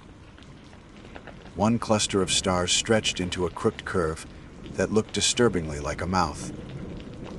Before I could say anything, the laughter returned, above us. It came from the sky, raining down like a storm. I clutched my ears, but it seeped through, a sound too large, too endless. Daniel shouted something I couldn't hear. Leah crouched, covering her head. Harper screamed, his voice swallowed by the chorus of our own stolen tones. When it finally stopped, silence hit with crushing weight. My own heartbeat sounded like thunder. Daniel pointed toward the tree line. In the darkness, shapes shifted. At first they looked like people. 4 of them. Then I realized they were us. Figures emerged slowly from the shadows, their outlines wrong but familiar. One wore Harper's grin, too wide, teeth gleaming. One walked with Leah's careful posture, clutching a folded map. Another held Daniel's knife, twirling it lazily. The last one, it was me. I couldn't breathe. The figure that looked like me tilted its head, smiling with my mouth, but not my eyes. When it spoke, the voice was perfect. "Phoebe," it said warmly, "come with us." Leah whimpered beside me. Harper swore violently. Daniel raised his knife, but the copy of him laughed and mirrored the motion, brandishing a blade that glinted though it had no light to catch. They circled the clearing, staying just beyond the ring of stones. Their movements were smooth, almost playful, like predators toying with prey. My double crouched low, eyes locked on mine. "Don't you want to see what it's like?" it asked. "We know you. We are you." I shook my head violently, but my legs wouldn't move. The ground felt heavy, as though the soil itself had wrapped chains around my ankles. Leah suddenly shouted, "Stay inside the stones." Her voice cracked with desperation. "It can't come in." I didn't know if she was right, but the figures stopped at the edge of the stone ring, pacing like caged animals. They laughed, spoke, whispered, all in our voices, building a cacophony that scraped against my skull. The night stretched endlessly. We huddled inside the ring, clinging to the fragile hope that the stones protected us. The doubles prowled just beyond, patient, relentless. At times they sat, mimicking our posture, as though waiting for us to forget which side we belonged on. When dawn finally came, pale light spilling across the clearing, the figures were gone. Only the laughter lingered, faint and distant, fading with the retreat of shadows.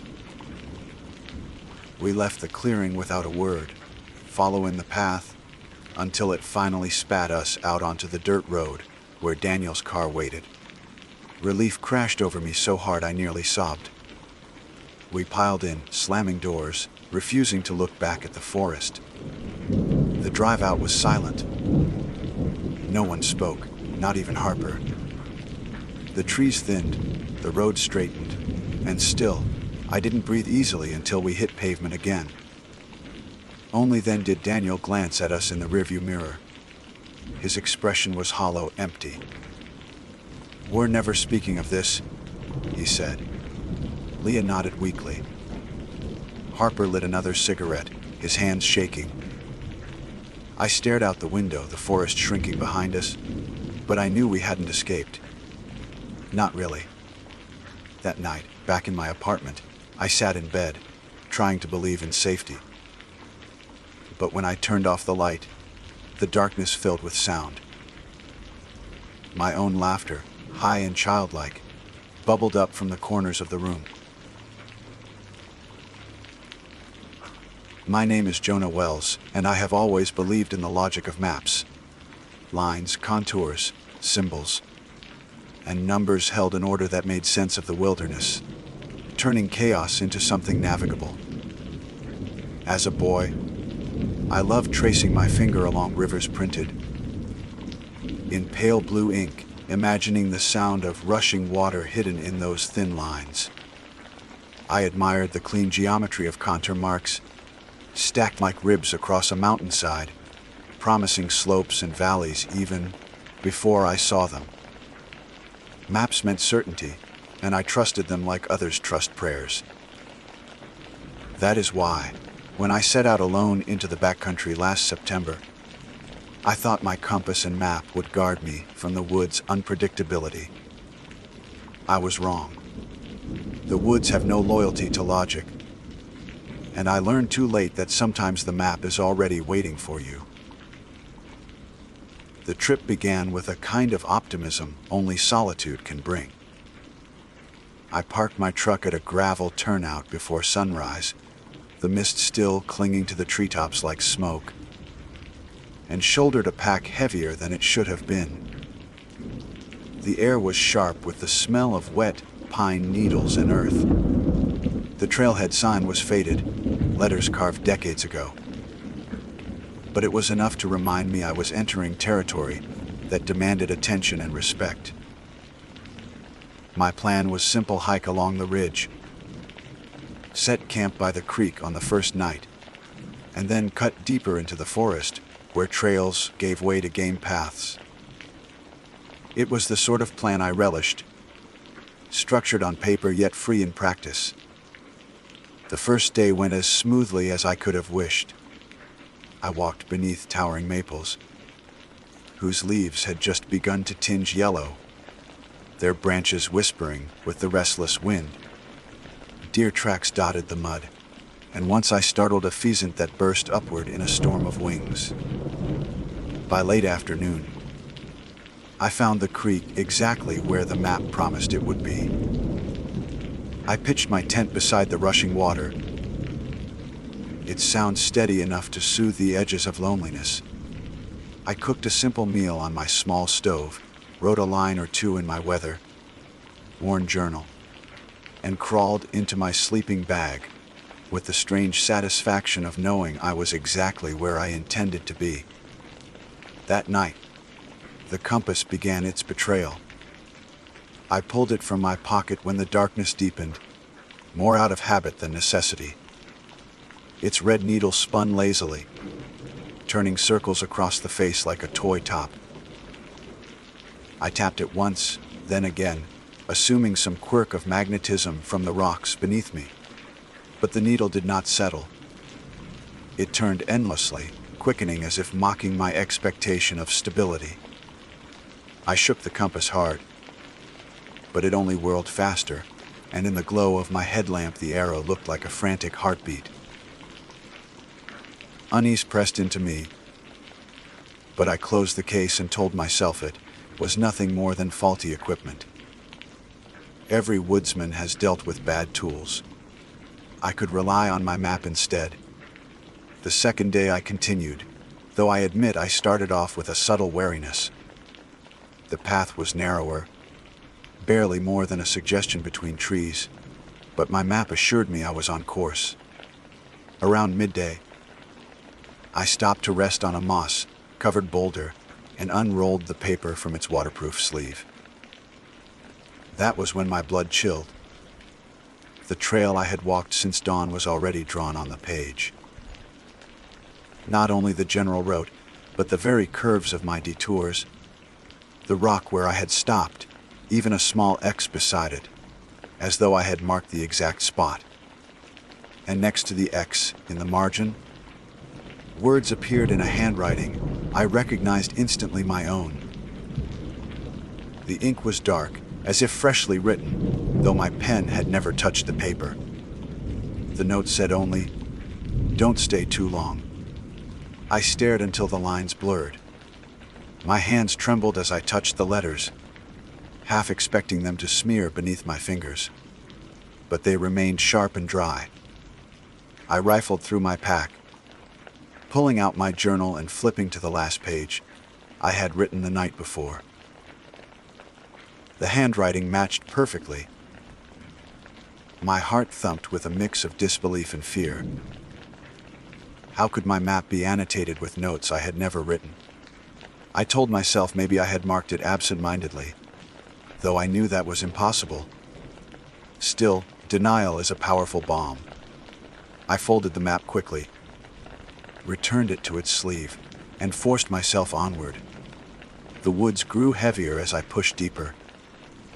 Sunlight slanted weakly through the canopy, and the air smelled of damp soil and decaying leaves.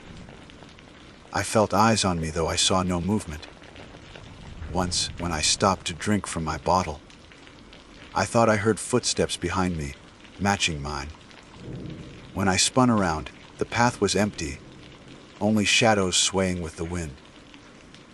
My compass remained useless, its needle a constant wear of madness. So I relied on the map, despite the dread coiled in my gut. Each time I unfolded it, the path ahead was already drawn, and more notes appeared. Some were brief. "Rest here. Don't look left," while others were longer, cryptic phrases that raised the hairs on my neck. "Your reflection knows." One said beside a small pond symbol. Another near a hollow mark warned, "They are louder at dusk." By late afternoon, my unease had curdled into something darker. I began to dread checking the map. Yet I could not resist. It felt like reading a diary written by a version of myself, one step ahead, someone who had walked the ground before me. The strangest part was that the handwriting changed subtly as the notes multiplied. At first it was neat and steady, identical to the way I wrote in my journal. But by the third day, the letters grew jagged, rushed, as though written in panic. Words slanted across the page with a frantic urgency, ink digging deep into the paper. I recognized it as my hand, but it looked like my hand under duress, as if the forest itself had bent my script. The third night was the worst. I set camp in a small clearing, where the ground sloped downward toward a bog. The map had marked it in advance with another X and a line that read, "Do not sleep." I told myself I had to be hallucinating, that exhaustion and hunger had warped my perception.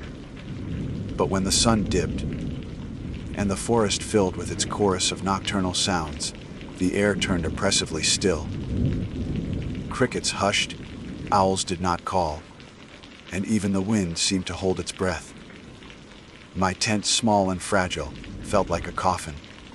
I tried to close my eyes, but the silence pressed against me until I thought I would scream. Around midnight, I could no longer bear it. I unzipped the flap and stepped out into the moonlight. My compass spun madly in my palm. I pulled out the map against my better judgment, and my stomach dropped. The clearing was sketched in faint pencil lines, and there, right where I stood, another note waited. You are not alone. I froze, my breath steaming in the cold air. Something moved at the edge of the clearing, a shape darker than the trees. It did not advance, only lingered, watching. I could not see eyes, but I felt them, heavy and unblinking. I clutched the map to my chest like it could shield me. When I looked again, the shape was gone, leaving only the trembling of leaves. I did not sleep. I packed my gear before dawn and moved on, my body leaden but my mind sharper than it had ever been. Every rustle made me jump. Every tree looked like it leaned closer when I passed. The forest had turned hostile, or maybe it had always been, and I was only now seeing it. I told myself I had to finish the loop, to reach the trail that would guide me back toward the truck. But the map had other intentions. The drawn line curved deeper into the unmarked wild, away from the path I had planned. And beside the new curve, in handwriting that looked nearly frantic, I read, "Trust me." I wish I could say I resisted. I wish I could claim I ignored the map and found my way back with instinct. But I followed. Each step felt rehearsed, like I was walking in footprints I could not see. The forest seemed to bend around me, funneling me forward. I began to suspect that no matter what choice I made, the line on the map would already be drawn, waiting for me. The thought gnawed at me, until I felt like nothing more than an echo of a decision already made. When the sun sank again, I stumbled upon a ridge overlooking the valley. The view should have been breathtaking, mountains rolling like waves beneath a burning sky. But my eyes caught only the map. I opened it with shaking hands, knowing what I would find. There it was, the ridge. A small circle drawn where I stood, and beneath it, in handwriting so jagged it looked carved, 3 words. Do not leave. The ridge held me longer than I intended, as if the 3 words on the map had rooted my boots to the stone. Do not leave. They stared up at me like a verdict, written in my own hand but not my will. The valley below glowed with the fading light, a sea of treetops swaying in slow rhythm, and I could almost believe that nothing unnatural lurked there. Yet the map in my hands made the forest feel like a mouth, and I had already stepped onto its tongue. I folded the paper, tucked it into my pocket, and told myself I would keep moving until I found a sign of the real trail. The forest, however, had grown expert at turning my will against me. Night came quickly. By the time I descended from the ridge, the world was swaddled in shadow, and the moon was still hiding behind clouds. I dared not set up camp, after what the note had warned, so I walked by the dim light of my headlamp, every step crunching through leaves louder than it should have been. The woods around me seemed to move with me. Branches rattled though no wind touched them. Roots curved across my path in shapes that looked deliberate, like letters too large to read. My chest tightened with the sensation of being guided, though whether by the map or by something unseen in the forest, I could not tell. At one point, I pulled the compass from my pocket, hoping against reason that the needle had calmed. It had not. It whirled as though caught in some unseen current, spinning so fast it blurred into a solid ring. I felt dizzy watching it. I snapped the lid shut and shoved it back down, but the spinning seemed to echo in my head, a constant circling that matched the pounding of my blood. I stumbled into a hollow near midnight. The ground dipped into a shallow bowl, and in its center lay a pool of water black as tar. The surface reflected my headlamp in a trembling, warped way, and when I knelt to fill my bottle, I froze. The reflection was not in rhythm with me.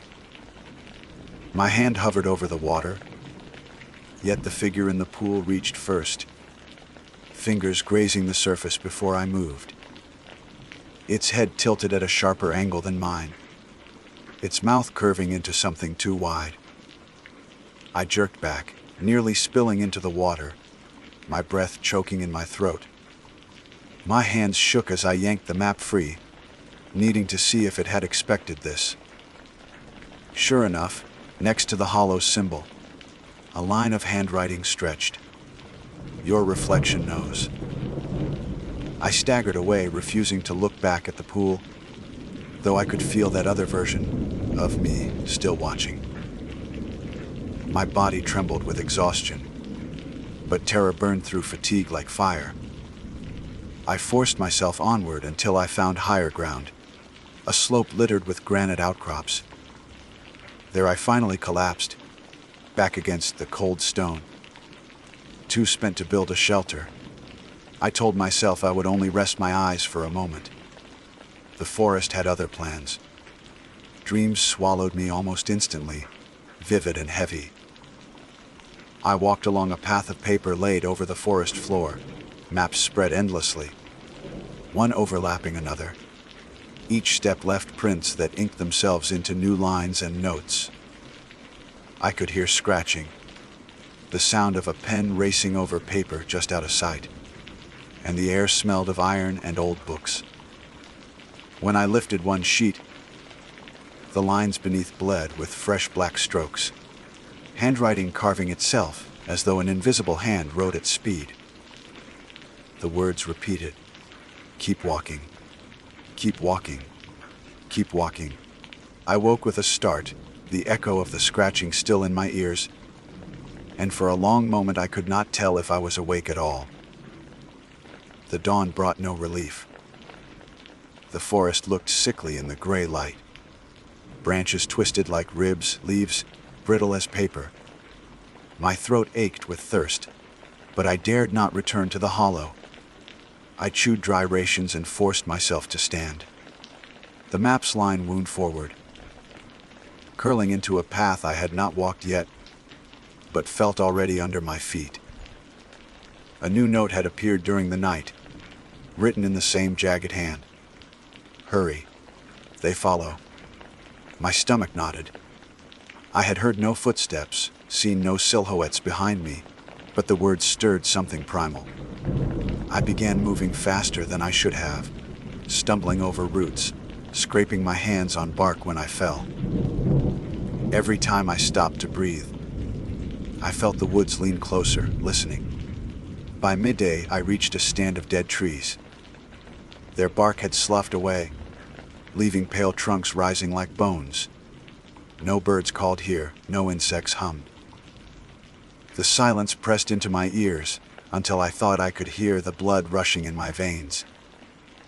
I unfolded the map, praying for guidance, and wished I had not. A skull shape had been drawn among the dead trees, hollow sockets inked in dark strokes, and beneath it a warning scrawled in letters so harsh they nearly tore the paper. "Do not look left." My heart raced. I clenched my jaw, forcing my eyes forward, but the weight of the command was unbearable.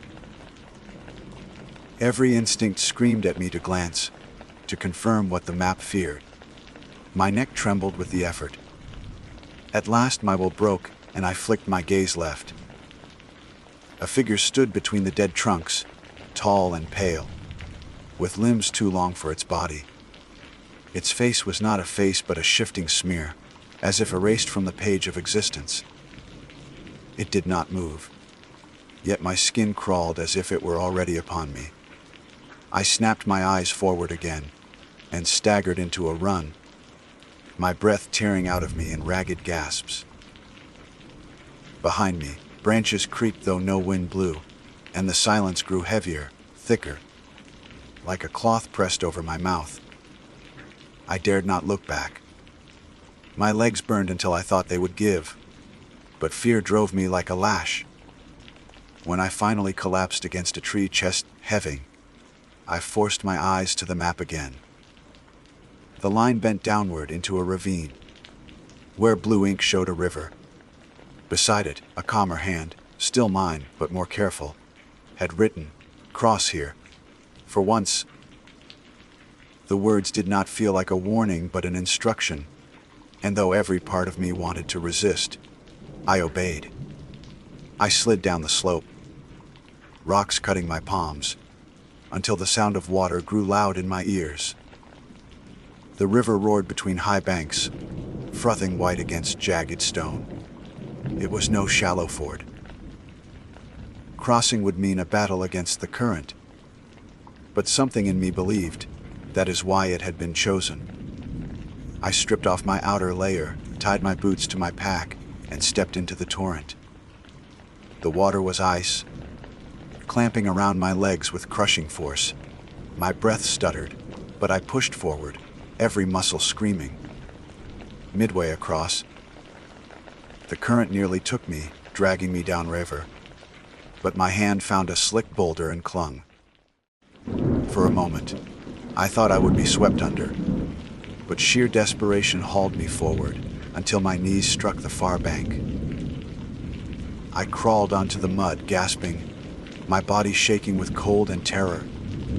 When I looked back, my breath hitched. On the opposite bank, between the trees, the pale figure stood again. It did not wade into the river. It only waited, head tilting slowly, as though marking my passage. I tore my eyes away and fumbled the map open. To my surprise, the river was drawn clearly, my line traced across it. But the pale figure had also been sketched on the other side, a crude silhouette inked into the margin. Beside it in hurried writing, "It cannot cross." Relief and dread warred inside me. Safe, perhaps, but only for now. The forest beyond the river was denser, darker. Sunlight barely pierced the canopy, and the air carried a dampness that smelled of rot. My body ached from cold, but I forced myself forward, clutching the map like it was the only tether to sanity. New lines appeared with each mile, twisting deeper into unmarked terrain. I no longer knew how many days had passed. Hunger gnawed at me, thirst scraped my throat raw, and still I walked, compelled by the path drawn before I stepped upon it. That evening, I came upon something unnatural. In a clearing stood a structure, not a cabin, not a tower, but a frame of wood lashed together, like scaffolding half-built. Strange symbols had been carved into its beams, spirals and crosshatches that seemed to shift when I blinked. The map had already captured it, the structure inked in heavy strokes, and beside it a final note waited. "Here you must decide." The words bled into me, heavier than any warning. I stepped closer, running my fingers over the carvings. They were deep, gouged as though with desperate hands, and the wood beneath was cold despite the day's heat. Inside the frame was only emptiness, a hollow waiting to be filled. My chest tightened with a terrible understanding. This was not a shelter, but a place of binding, a snare for something greater than me. I sat at the edge of the clearing, trembling, the map spread across my knees. For the first time, I considered tearing it to shreds, burning it, casting it into the river. But my hands would not move. It felt less like paper now and more like skin, fragile and alive, pulsing faintly with each of my breaths.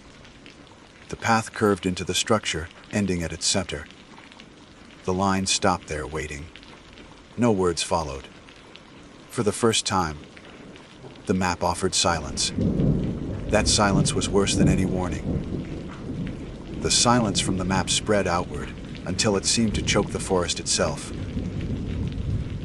I sat at the clearing's edge, the paper trembling in my hands, the inked line ending at the center of that wooden frame.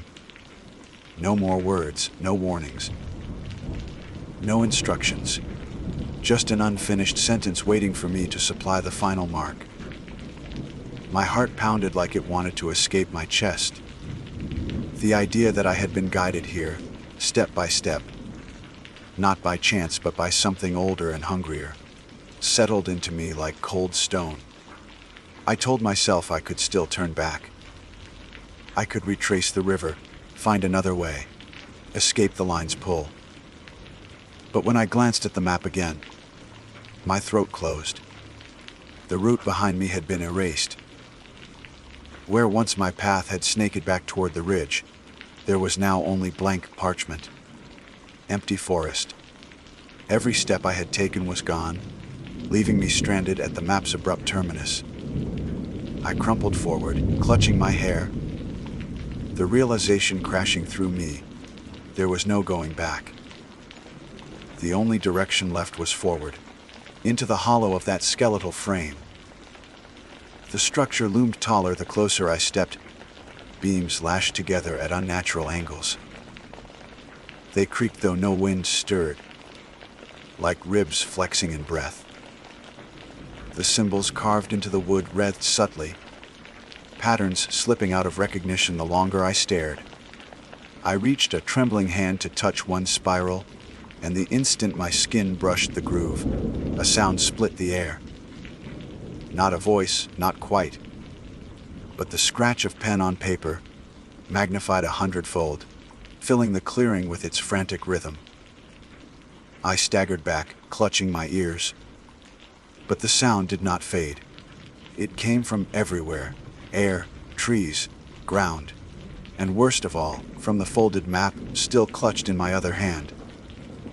I snapped it open, and horror surged through me.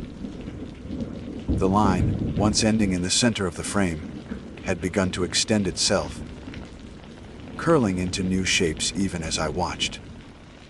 Ink spread across the page like veins, forming words in a script that shook with violent energy.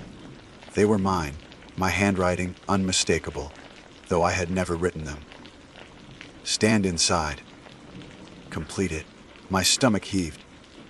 I wanted to throw the map away, but my fingers would not unclench. It felt fused to me, part of my flesh. The scratching sound grew louder, more desperate, until it vibrated in my bones. I don't know what compelled me.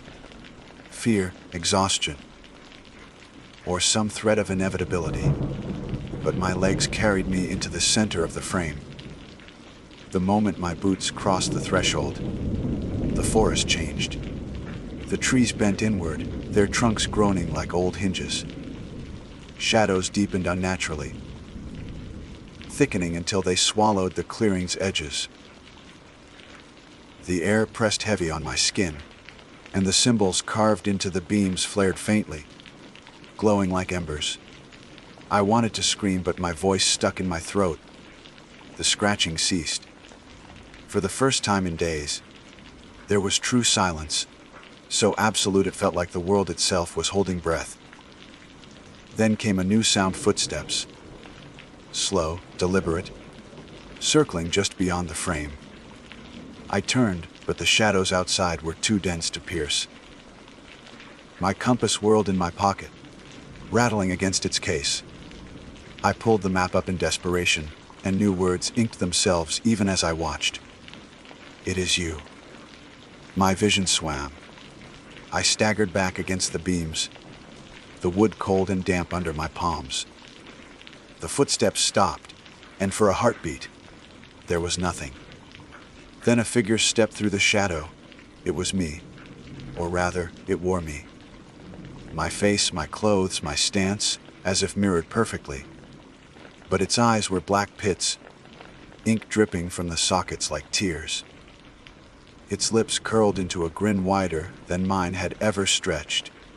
And when it spoke, the words clawed across my ears in my own voice, yet deeper, distorted.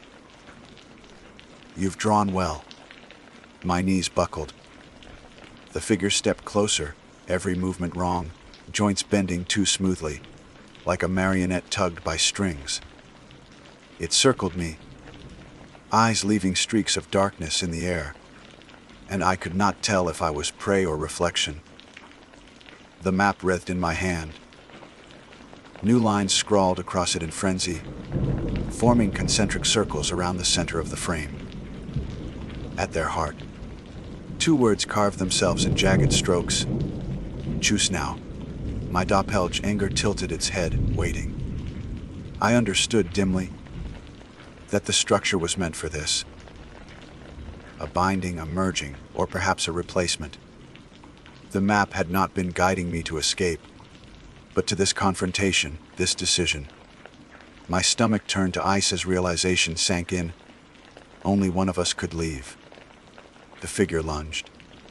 I staggered aside, slamming against a beam, pain blooming in my shoulder. The air inside the frame pulsed with energy, thick enough to choke. The thing's hands, my hands, grasped at me, fingers slick with ink that burned cold against my skin. I thrashed, kicking, struggling like a trapped animal. My pack tore free and spilled, my journal scattering across the dirt. The creature's eyes locked on it, and its grin widened. It wanted more than my body. It wanted my story, my words, my mark on the world. Rage flared hot inside me, born of fear. I snatched the journal before it could, clutching it against my chest. "You're not me." I spat, though my voice trembled. The figure cocked its head, then slowly, deliberately reached into its own chest.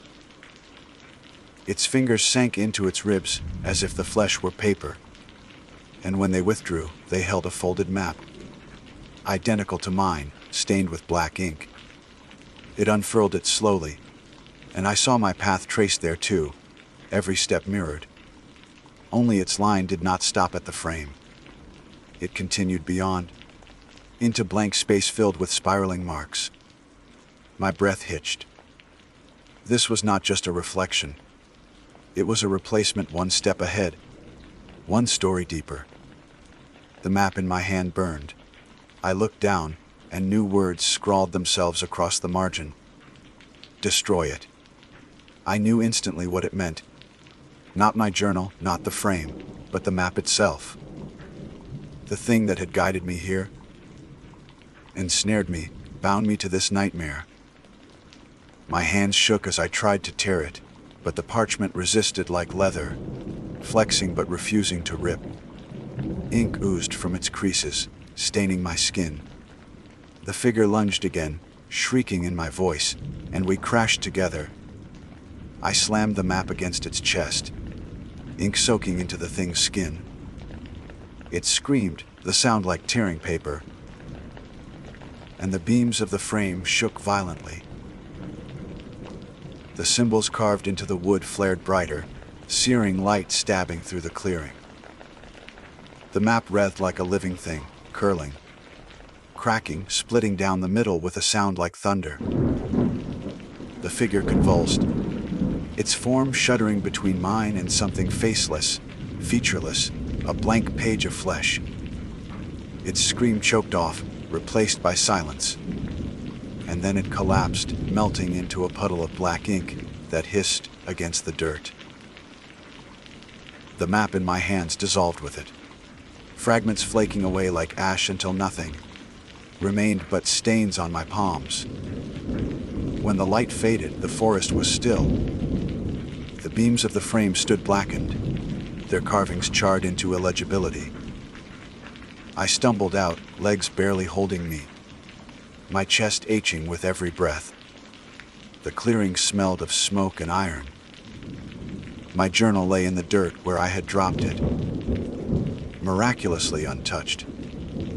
I picked it up with trembling fingers, clutching it like a lifeline. The compass, when I checked it, finally settled, its needle pointing steady north for the first time since I had entered the woods. Relief cracked through me like sunlight, but it was tainted with dread. The map was gone, yes, but so was every trace of how I had come. I no longer knew the way back. I wandered for what felt like hours, following the compass blindly. The forest grew lighter as the day stretched, and eventually I stumbled onto a faint trail, overgrown but real. My chest tightened with hope as I followed it, and by nightfall, I saw the glint of metal in the distance. A signpost, weathered and rusted, marking the trailhead I had once passed days ago. My truck sat alone in the gravel turnout, its windows fogged but whole. I nearly collapsed when I reached it, tears stinging my eyes. Yet the story does not end with escape. Even now, back in the safety of my home, with walls and locks and no whispering trees, I cannot shake what followed me. My journal, though intact, sometimes carries new lines when I wake. Notes written in my hand but not my memory. They are short, always brief, but always ahead. Stay inside. Don't answer. It is near. I burn the pages as they come, but more appear. And sometimes, in mirrors or windows, I catch sight of myself lagging a fraction behind, lips moving before mine, eyes a shade darker. I don't trust maps anymore. I don't trust paper. I can't even trust the words I write now, because I don't know if they are mine, or the version that survived in the woods. All I know is that the forest gave me a choice, and I made it. I left something behind in that clearing, or maybe it left me behind. And when the time comes, when the notes finally end, I fear I will see that frame again, waiting, empty, ready to finish the story I never wanted to begin. My name is Iris Caldwell. I am 31 years old, and I work as a freelance travel writer who has always favored quiet, overlooked places instead of the tourist, heavy spots people expect when they hear the word travel. For most of my adult life, I have carried with me a restless spirit that drives me to seek out pockets of silence where the world folds in on itself and the noise of cities cannot follow. I tell myself that solitude is my profession's ally, but the truth is more complicated than that. Silence has always been my compass, and perhaps my curse. I planned the camping trip alone. It was late summer, edging into autumn, when the days still held warmth but the nights cooled, just enough to keep away the swarms of mosquitoes. I chose a forested park, known more to locals than outsiders, one that wasn't developed with gift shops or paved trails. The land stretched into deep ravines and long ridgelines, with streams that whispered rather than roared. It was the kind of place that felt like it had resisted change for centuries, where each tree kept its secrets and each path was more suggestion than destination. I had been walking most of the day with a light pack slung across my shoulders, the map folded neatly into my side pocket, though I rarely glanced at it. The forest guided me better than paper could. The shadows of the canopy shifted as the sun sank lower, lengthening into shapes that wove together across the ground. When I finally decided to make camp, I searched for a flat stretch where the earth seemed undisturbed, a little pocket between two low ridges, where the trees bent close, but not oppressively so. It felt private in the way that a room does when you first close the door and realize you are the only one inside. Setting up my tent was a familiar ritual. Tightening lines, driving stakes, rolling out the thin sleeping mat that promised only partial comfort. I cooked a simple dinner on a small stove, eating slowly as the air cooled. The smell of pine mingled with the faint tang of smoke from my campfire, which burned low because I didn't need it so much as its companionship. My notebook sat open on my knee, but I found myself staring more at the trees than writing. That was when I saw it, the hammock. It was strung between two tall trees, at the far edge of my camp, just beyond where my lantern's light began to fail. At first I assumed someone else must have been camping nearby, that perhaps another hiker had left it there. But the forest had been empty all day. No footprints along the trail, no murmurs of distant conversation. The hammock itself looked ordinary enough, made of woven rope and weathered slightly, as though it had spent many nights out under rain and sun. I should have questioned it more, but something about the sight pulled me in. The hammock swayed gently, even though no wind moved through the branches. Its motion was steady, almost lulling. I stepped closer, studying the knots that held it in place. The ropes looked old but strong, the kind of craftsmanship not found in casual camping gear. I told myself it was harmless, just a forgotten relic from another camper, maybe abandoned because of weight or disinterest. But another thought crept into me. Maybe it was meant to be found. The absurdity of that idea made me laugh under my breath, yet my chest tightened as I reached out and brushed my fingers across the rope. It was smoother than I expected, warm, almost like it had been absorbing heat from more than the fading sunlight. I hesitated only a little before climbing in. My own tent looked uninviting compared to the easy curve of the hammock. The ropes held my weight without protest, cradling me in a way that felt strangely intimate. As I lay back, the hammock rocked with a slow rhythm, as though someone unseen pressed gently at its side. My eyelids grew heavy. The last thing I remember thinking, before sleep claimed me, was that it had been a long time since I had felt so effortlessly comforted. When I woke, everything had changed. The first sensation was pressure. My chest felt constricted, my arms pressed tight against my sides. I opened my eyes to a darkness heavier than night, the kind that suggested not just absence of light, but an intentional covering. My breathing quickened, and I realized I was bound. The ropes of the hammock were no longer beneath me, but around me, woven across my body in intricate patterns that pinned me where I lay. At first, I thought I must have rolled in my sleep, tangling myself in the netting. Panic swelled as I twisted, but the ropes only tightened, their fibers biting into my clothes and skin. These weren't careless loops, they were deliberate. Each crossing line pressed at specific points, holding me immobile as though whoever had tied them knew exactly how to secure a body.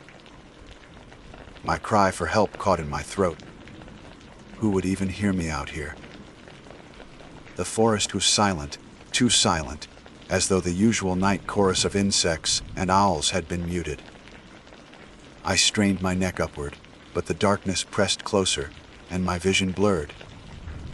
The hammock swayed again, not with the gentle rhythm of before, but with a purposeful motion, as if unseen hands were rocking me. The ropes creaked in unison, a sound almost like breathing. I fought to steady myself, forcing air in and out of my lungs. My mind screamed at me to struggle harder, but another part whispered that the hammock had wanted me, that it had been waiting. I do not know how long I lay there, heart hammering against the prison of ropes. Minutes blurred into hours, the sky outside shifting in shades I could barely glimpse through narrow gaps in the netting. Exhaustion dulled my fear until sleep returned in fractured bursts. Each time I closed my eyes, I felt the ropes tighten slightly, as if they were adjusting, learning me. By morning, I was free. The ropes had loosened, releasing me onto the ground beneath the hammock. I jolted upright, my limbs sore and striped with red indentations. My camp still stood untouched, the tent where I had left it, the remnants of my small fire, even my notebook resting open on a rock. For a moment, I convinced myself I had dreamed it, but the marks on my body proved otherwise. I stared at the hammock. It hung exactly as before, calm and ordinary, swaying faintly in the breeze that had finally returned. Its ropes looked loose now, harmless. My first instinct was to cut it down, to destroy it so no one else would fall into its trap. But my knife stayed sheathed. Something about the hammock's stillness unnerved me more than the night before. It seemed to watch me, though it had no eyes, no face. I avoided it for the rest of the day, throwing myself into long walks through the forest, keeping to the trails that felt safest. Yet I couldn't shake the pull. Each time I returned to camp, my gaze drifted inevitably toward the hammock, as though it anchored me more than my own tent. That night, despite everything, I lay in it again. It is hard to explain why. Perhaps curiosity outweighed fear, or perhaps something less rational moved me. The ropes accepted me easily, rocking me into drowsiness. This time, I fought against the tug of sleep, keeping my eyes open as long as I could. I wanted to catch the moment when the net transformed, when it decided to claim me. But sleep is cunning. It found me anyway, and when it did, I dreamed. In my dream, I saw the forest not as trees and earth, but as endless woven strands, ropes stretching in every direction, knotting into shapes that pulsed like living things. Faces pressed against the ropes, mouths moving, but no words escaping.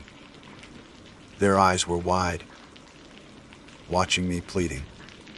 When I woke again, the ropes had wrapped around me tighter than before. I woke to the same constriction as before, but heavier, more deliberate. The ropes pressed into my ribs and shoulders, their tension perfect, unyielding. They weren't just wrapped. They were woven, an intricate lattice around me that grew tighter the more I fought. My mouth was dry, every breath forced shallow, as though the hammock was teaching me the rhythm it wanted me to breathe. I tried not to panic, but panic comes like a flood, sudden, overwhelming, deaf to reason. I twisted, straining with every muscle I had, but the hammock moved with me, absorbing my resistance. It rocked harder with each effort, swinging gently, then firmly, until I realized I wasn't struggling against it at all. I was dancing with it. Each move I made was countered, contained, redirected. "Let me go," I whispered, though my voice cracked on the words. My breath fogged faintly in the air, though the night wasn't cold. The ropes seemed to hum. Faint vibrations against my skin, like the plucked strings of some vast instrument. The darkness around me shifted. I could see more clearly than before, though no lantern burned and no moonlight broke the canopy. The hammock itself seemed to glow faintly, not with light but with definition. Every rope sharpened into focus, the knots gleaming like polished stone. And through those gaps, I saw movement. Faces again. Not in dreams this time. They pressed against the spaces between the ropes like photographs held behind glass. Human faces, pale and blurred, their mouths open as if shouting or gasping. I could not hear them, not with my ears, but a pressure filled my head, a swelling sound just below hearing that made my teeth ache. Each face would appear, linger, then fade, replaced by another. Some old, some young, some men, some women. One face held longer than the rest. A woman with hollow cheeks, her hair loose and tangled across her face. Her eyes found mine, and for a moment I felt the same recognition as when you accidentally lock eyes with a stranger in a crowd. Her lips moved slowly, deliberately, as though forming words just for me. "Stay still." I froze. The ropes loosened slightly, enough for me to drag a breath that filled my chest properly. The pressure in my skull eased. But when I blinked, the woman was gone, swallowed by the turning carousel of other faces. I must have lost time after that. The hammock rocked with its steady rhythm, hypnotic, until hours blurred past. When I opened my eyes again, dawn bled weakly through the trees. I expected release, as it had given me before. But this time, the ropes did not slacken. I hung there, bound and aching, while sunlight shifted overhead. Hunger gnawed at me, thirst burning my throat, but I could not move. My camp was just out of reach, my water bottle and food mocking me from the ground. I shouted until my voice frayed, but the forest absorbed the sound. Not even an echo returned. By afternoon, delirium clawed at me. The faces had faded with the daylight, leaving only the hammock's steady creak.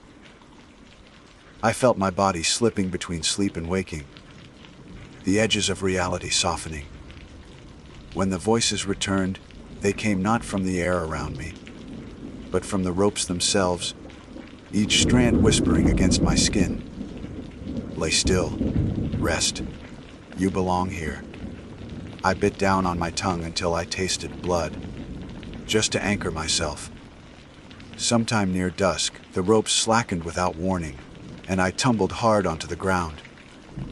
My limbs were stiff, uncooperative, but freedom ignited a burst of adrenaline. I scrambled away from the hammock on hands and knees, gasping, clutching at the dirt as if it could save me. The hammock swung above, empty, innocent, swaying gently as though no violence had ever happened. I stumbled toward my tent, ripped it apart in frantic motions, stuffing my gear into my pack without care. My only thought was to leave, to get away from this cursed place before night swallowed me again. But when I turned to find the trail, it was gone. The path I had walked only the day before stretched clearly in my memory, but now the forest pressed in seamless and unbroken. I turned in circles, searching for landmarks, but every tree looked the same, every ridge blended into another. And behind me, the hammock waited. I couldn't look at it without my stomach twisting. Yet every time I tried to face away, I felt its presence like a tug at the back of my skull. My compass spun uselessly in my palm, its needle chasing itself in dizzy circles. I forced myself to walk. Not toward the hammock, not away. Just somewhere. My boots crunched over undergrowth, my pack biting into my shoulders. The light dwindled faster than it should have, shadows stretching unnaturally long. I told myself I would keep moving until I found a stream or clearing, some marker of civilization. But the forest folded itself around me. The deeper I went, the more I realized the hammock was never far. At first, it appeared behind me, faintly visible when I turned my head. Then to the side, a blur of rope between trees. Finally, ahead, waiting just beyond my next step, as though the world rearranged itself to keep me tethered. I screamed then, raw and furious, hurling a rock into its empty cradle. The hammock didn't flinch, didn't even still its swaying. The rock passed through the ropes and landed with a dull thud on the other side, as if the hammock were not solid at all. That was when despair set in. Night arrived like a curtain drop. I collapsed against a tree, too drained to keep fighting. My throat burned, my stomach hollow, my body covered in welts where the ropes had bitten. I thought of the woman's face, the words she had mouthed, "Stay still." Perhaps resistance was what it wanted. Perhaps stillness was the only way out. I returned to camp, or what was left of it. My tent lay half collapsed, my scattered gear damp with dew though night had barely begun. The hammock swayed in its place, as if welcoming me back. and I climbed in again. This time, I did not fight when the ropes wrapped around me. I lay still, focusing on my breath, my heartbeat. The hammock cradled me like a cocoon, the fibers weaving gently until I was bound again. My fear dulled, smothered by exhaustion. In the darkness, the faces returned. The woman was there again, closer than before, her features sharper. Her lips moved with urgency. "Don't stay too long." Her face flickered, replaced by others. Men, children, an old man whose eyes wept without tears. Their mouths formed words I couldn't catch, but the urgency was the same. Warning, pleading. I wanted to ask them what the hammock was, what it wanted, why it had chosen me. But my lips barely moved. The ropes pressed against my throat, silencing me. The rocking grew faster, less soothing, more like the jerking swing of a pendulum. I felt weightless, as though my body no longer belonged to the earth but hung suspended between two worlds. And then, I fell. The sensation was so vivid that I gasped, expecting to hit the ground. But instead of dirt and pine needles, I landed on something else. A surface not solid, not soft, but woven. Ropes stretched endlessly beneath me, across me, above me. An entire world of hammocks, intersecting and layered, stretching out like a web spun across infinity. In every direction, people were trapped. Thousands, maybe more. Each bound in their own cocoon of ropes. Their faces mirrored the ones I had seen: the woman, the children, the hollow-eyed man. Some struggled weakly, others hung limp in acceptance. The entire structure pulsed as one, the ropes tightening and loosening in waves, like a breathing organism. I screamed, but the sound vanished into the weave. Then the woman's voice came again, not through her lips, but through the ropes themselves. You don't escape it. You endure it. Until it lets you go. The vision snapped away like a pulled thread, and I woke once more on the ground beneath the hammock, gasping in the night air. I was free again, but the marks on my body were deeper now, bruises blooming beneath my skin. The hammock swayed above me, patient, waiting, and for the first time, I understood it wasn't done with me. The forest was no longer the same after that night. It carried an unease that clung to every step as though the trees themselves had bent toward me to watch. My body ached from the bruises and rope burns, but worse was the feeling that I was being studied, measured, weighed. The hammock didn't simply bind me, it judged me. I tried again to leave at dawn, stumbling through the undergrowth with my pack slung carelessly across my shoulders. My compass spun uselessly, its needle twitching like an insect caught in a jar. Every landmark blurred into another, ridges repeating themselves, streams circling back to their source. I walked until my legs buckled, and I fell to my knees, panting, and when I lifted my head, I found it again. The hammock. It swayed gently, as if laughing at my attempt to resist. I pressed my fists to the ground and let out a broken sob.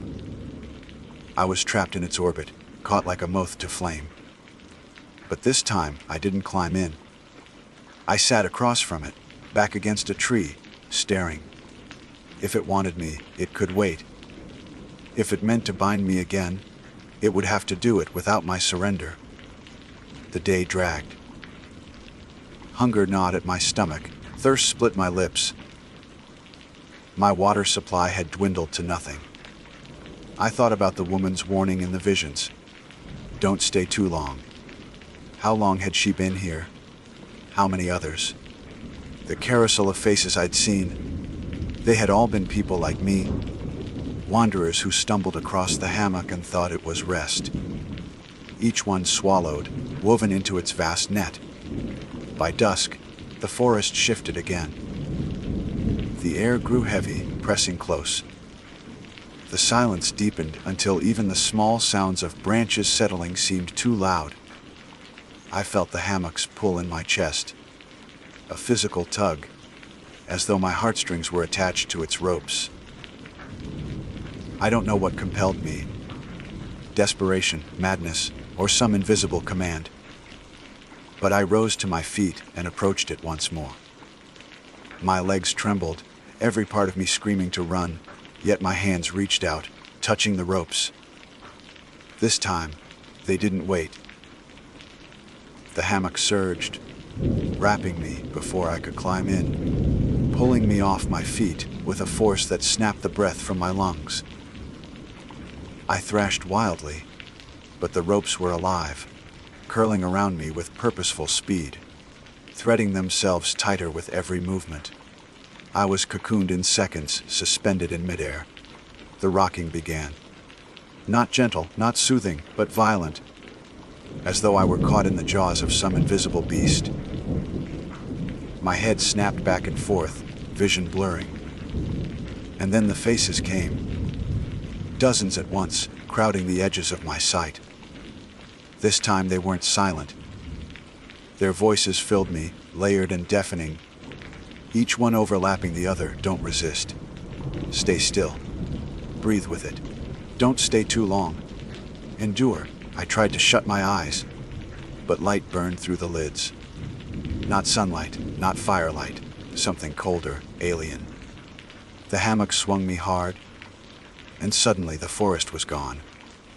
I was inside the web again.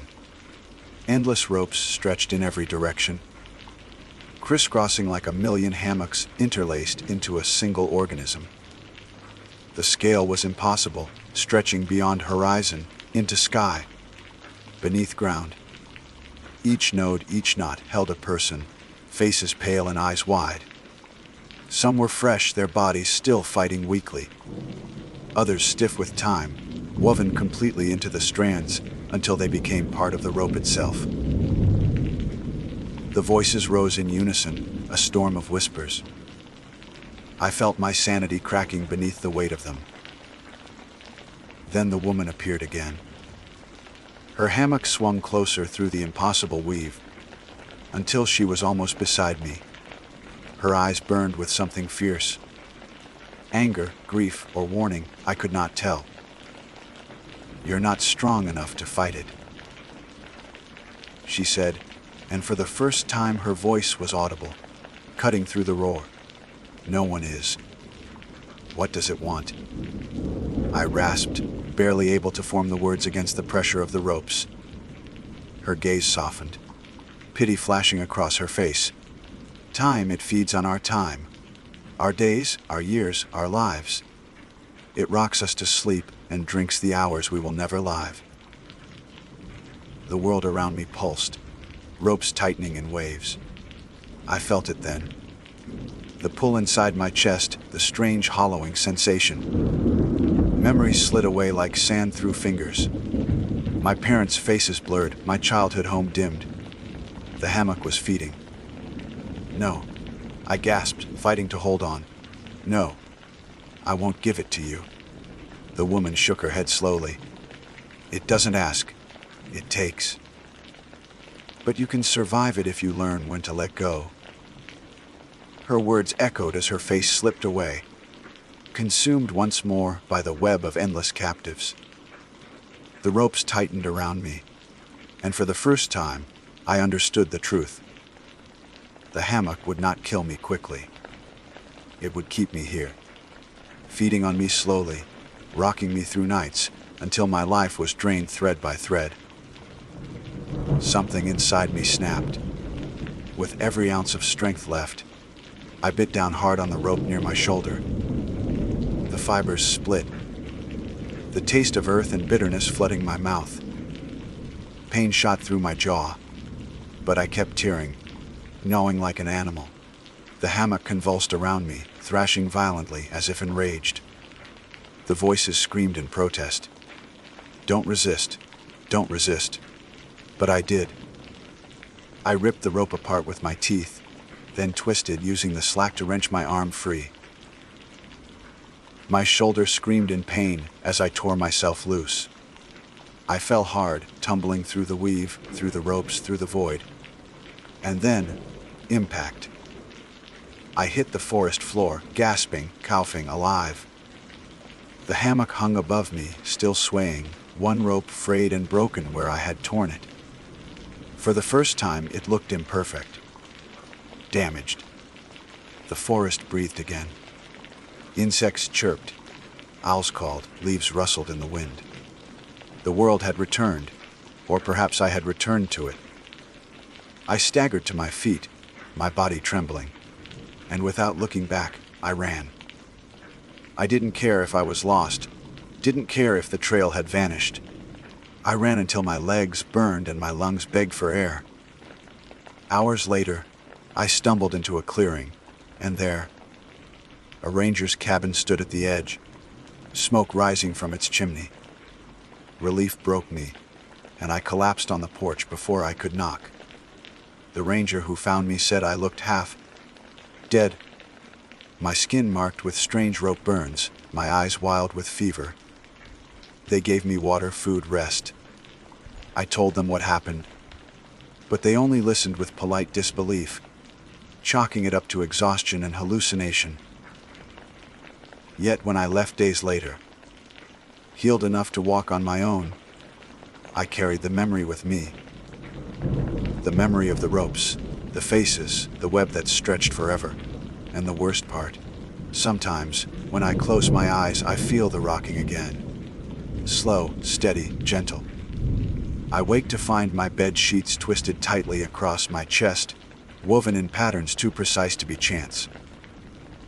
The hammock isn't gone. It's waiting. And I don't know how much time I have left before it comes to claim me for good. My name is Declan Moore. I have always believed that the wilderness, in its rawest and most unforgiving form, is a place where a person discovers who they truly are. When stripped of noise, of constant signals and screens, of the faint hum of electricity running endlessly in the background, one is left alone with nothing but themselves and the land around them. I pursued that silence often, chasing it the way others chased storms or sunlight, and it brought me west, to the long canyons carved like deep scars into the earth. I thought they would cradle me in their stillness. I thought I was chasing solitude. What I found instead was something I cannot easily name. Something that still walks behind me, even when I am far from those cliffs. The canyon I entered was nameless on most maps, a dry gash in the desert floor, with walls that rose like burnt, red cathedrals on either side. My boots crunched on loose rock as I made my descent, the air sharp with the scent of sun, warmed stone. It was mid-afternoon, and light poured down in thin slats, carving glowing shapes across the floor. It felt ancient, as though I had stepped into a place where time did not move in the same rhythm.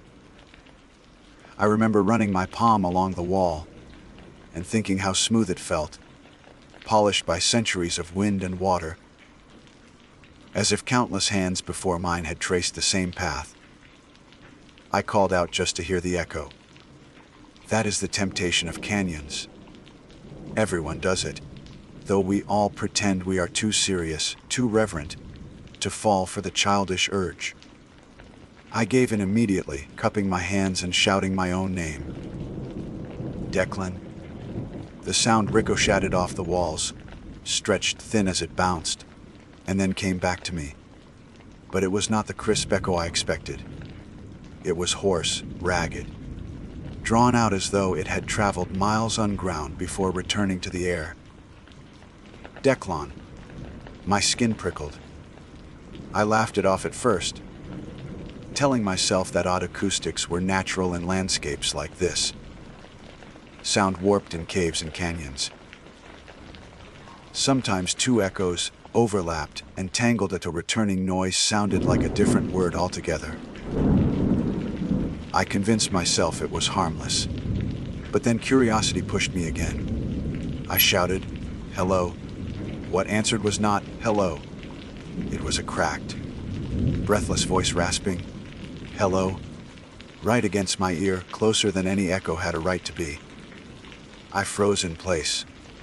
The canyon had gone quiet, the stillness pressing against me like weight. No bird called. No insect hummed. I was acutely aware of my own breathing, the scrape of my heartbeat in my chest. When I looked back over my shoulder, the trail behind me was empty. Just broken stone and dust, falling away into brightness where I had descended. I told myself to keep moving. Stopping to invent shadows in my head would serve no purpose. My plan had been simple. Hike the length of the canyon, camp overnight near the bend, where a thin trickle of water was said to surface, and then climb out the following day. It was only supposed to be 2 days. Easy, manageable. Yet with every step I took, I could not resist testing it again. I would mutter a word, a name, a sound, and wait for what came back. Sometimes it was normal, delayed and distant as one would expect, but more often it returned altered, deeper, slower, as though the voice speaking back was older than mine, worn down by years I had not lived. By the time I reached the halfway point, where the canyon narrowed to a throat so tight I could touch both walls with my hands, I realized the echoes no longer waited for me to call out. They came uninvited, breathing, humming, whispering things too faint to understand. I pressed forward, jaw tight, and told myself that fear was only another landscape to cross. When night fell, I set camp near a slab of stone that jutted out like an overhang. The canyon floor was littered with gravel, but I managed to clear a flat patch for my tent. As the last of the light drained from the sky, the shadows deepened into something bottomless. I built a small fire, careful with the dry brush, and let its glow push against the dark. For a time, I thought I had managed to shake the unease. The warmth, the crackle, the way flames licked at the night, they anchored me. But then I heard it again. Not from the far walls, not stretched by distance, but right outside the ring of firelight. My name, spoken in a voice like stone cracking. Declan. I shot upright, my pulse hammering. The desert night is supposed to be silent, but silence does not mean absence. Coyotes yip, owls call, the wind rattles dry leaves. This was none of those. This was deliberate, human in shape if not in soul. I held my breath, listening. The fire hissed softly, but beyond it the dark pressed in, thick as cloth. Nothing moved. No footsteps. No scrape of rock. Declan, the voice said again, closer. I clenched the handle of my knife. The only weapon I had beyond the fire. I shouted, though the words shook. What came back was not my own voice. It was the same rasp, repeating my question in a fractured tone. Who's there? My stomach turned cold. An echo should have carried my exact words. This one carried the wrong cadence, too fast, too eager, as though it had been waiting to use the phrase. I did not sleep much that night. I sat with the fire until the wood burned low, feeding it scraps to keep the light alive, afraid of what waited in the dark if the flames died completely. Every now and then I heard whispers drift across the canyon, weaving together like threads of smoke. I could not catch the words, but they carried weight, a rhythm almost like prayer. At some point, exhaustion dragged me down despite my fear. My dreams were broken, full of stone mouths opening and closing in the canyon walls, teeth grinding rock to powder, voices chanting my name in 12 pitches. I woke to cold gray light filtering into the canyon, and the fire burned out to ash. My throat was dry, my chest tight, as though I had been shouting all night without pause. I told myself the next day would be different. I told myself that daylight had power, that the things of the night would scatter under the sun. I packed my gear and pressed on deeper into the canyon. The air grew cooler as the walls rose higher, blotting out more of the sky. The path twisted and dipped, swallowing me into bends where no light reached. The echoes never stopped. They followed me like shadows. Sometimes they mimicked me half a beat late, repeating what I said aloud. Sometimes they leapt ahead, finishing my sentences before I could.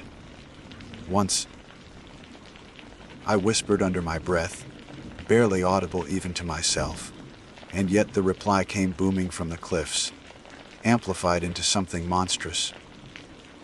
By afternoon, I reached the place where water seeped from the rock. A thin stream carved a silver line through the dust, pooling in shallow hollows before vanishing underground again. I knelt to refill my bottles, grateful for the coolness, until I noticed the reflection trembling on the surface. It was not mine. The face staring back from the pool was gaunt, hollow-cheeked, the eyes clouded and pale. Its lips moved, shaping words I could not hear, and then the ripples distorted it away. My hand shook so badly, I nearly dropped the bottle. I staggered back and told myself it was fatigue, light tricks, the exhaustion of poor sleep. But as I turned to leave, the canyon gave one long, rasping sigh. Not stone shifting, not wind, but something alive, breathing through the earth itself. That was when I finally admitted to myself that I was not walking alone. Something had heard me when I first called my name into the canyon, and something had decided to answer. I thought about climbing out right then, abandoning the plan, but the walls around me were sheer, rising higher than I could manage without ropes. The trail forward was the only trail at all. My only hope was to keep moving, keep walking, and pray that whatever followed me would lose interest before the canyon ended. But deep down, beneath the thin layer of reason, I knew it would not. The second day in the canyon stretched out longer than I could measure. Each step seemed to carry me deeper, into a place that did not want me to leave. The walls rose, so high they cut the sky into a narrow ribbon. And even when the sun was directly overhead, the light that reached me was dim, filtered through stone like water through cloth. The shadows did not shift with the hours the way they should have. They clung to corners and cracks, stubborn, as if they were permanent residents rather than passing shapes. I walked in silence for long stretches, afraid to test the air with sound. Yet the echoes did not need my voice anymore. They made their own. At first it was only whispers, indistinct murmurings as though the canyon walls carried on conversations among themselves. Then they began to take on shape. My name. Questions I had asked the night before. The voice of my father calling me from decades ago. The sound of my mother's lullaby, cracked and broken, half forgotten. Each one came warped, older, raspier, wrong, but still recognizable enough to twist my stomach into knots. At one point I heard footsteps following mine, perfectly in rhythm. I stopped abruptly, my boots crunching against gravel, and the sound ceased with me. My chest burned with the effort of holding still, listening. For several seconds there was nothing but the faint hiss of air moving between stone. Then a pebble skipped across the ground behind me. I spun around, knife in hand, but the canyon was empty. Empty, yet not silent, because my voice came back to me again, though I had said nothing. Declan, it rasped, the sound so close I felt the heat of breath against my neck. I stumbled forward, nearly dropping the knife. My hands were slick with sweat, my throat raw from swallowing fear. The canyon was not only warping sound, it was producing it, speaking on its own terms, choosing which moments to reveal and which to conceal. I began to mark the walls with chalk as I walked, white lines drawn across the red stone, hoping that if I looped in circles I would at least know it. But when I turned back once to check the marks, they had changed. The straight strokes I had left were bent into crooked symbols, lines intersecting like teeth, shapes I did not recognize. I wiped at one frantically, but the chalk would not smudge. It was as if it had carved itself into the wall. By dusk, I found myself at a wider stretch of the canyon, a basin where the floor dipped into a hollow. My legs ached, and the pressure of unseen eyes had worn me down to nerves and bone. I decided to make camp again, despite every instinct screaming at me to keep moving. I pitched my tent close to the basin's edge, though my hands shook so badly that I fumbled with the poles. When the fire finally caught, its light was small and weak against the massive dark. The flames seemed to bend oddly, leaning toward the canyon walls, instead of rising straight into the air. I tried to eat. I forced down jerky and stale bread, but my appetite was gone. The night pressed close, alive with whispers. Sometimes they came from far above, drifting down like threads. Sometimes they rose from the ground itself, hollow and deep. And then the voices began to overlap. They did not speak in unison. They spoke over one another, like a crowd jostling for attention. My name repeated in different tones. Low, high, desperate, taunting, until I could not tell which was mine and which was theirs. At moments, the chorus seemed to crawl into my skull, vibrating in my teeth, my bones. I covered my ears, rocking by the fire like a child. Stop, I whispered. Stop, stop. The canyon listened. The voices ceased in an instant, all at once, leaving a silence so sudden it made me dizzy. The fire hissed. My breath rasped, but beyond that, nothing. A stillness was worse than the noise. I stared into the dark and realized that silence here was not absence. It was waiting. I do not remember falling asleep. Only that I woke with the moon overhead, the canyon silver, lit, and something standing just beyond the fire's glow. At first, I thought it was my own shadow, stretched against the canyon wall in a trick of the flame. But it did not move when I moved. It stood apart. Its shape was too tall. The head tilted at an angle that made the neck seem broken. Its outline flickered, as though made of smoke caught in a draft. Declan, it said, my name curling from its mouth in that same ruined echo. I could not move. My body had locked itself in terror, every muscle rigid. The figure leaned forward slightly, and the rasping voice fractured into dozens, all speaking at once, each syllable scraping like stone dragged across stone. I do not know how long I sat frozen. My eyes watered from not blinking. My lungs burned from shallow breaths. When I finally tore my gaze away and blinked, the figure was gone. The fire snapped loudly, throwing sparks, and I nearly cried out at the suddenness of the noise. The rest of the night I sat with my knife clenched in my hand. The fire fed until I had nearly burned through all my wood. Dawn found me trembling, sleepless, the canyon cold despite the rising sun. That morning, I tried to climb out. The walls looked steep, but not impossible. I packed only what I needed: water, rope, knife, and began the ascent.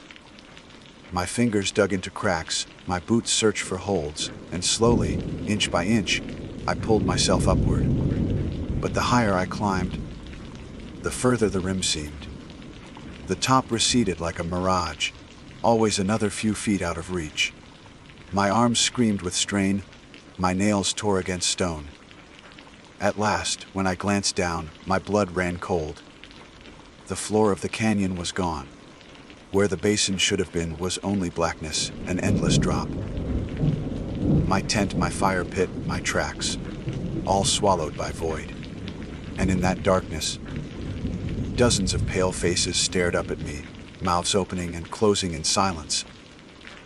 I scrambled down in blind panic, my limbs slipping, scraping raw against the wall.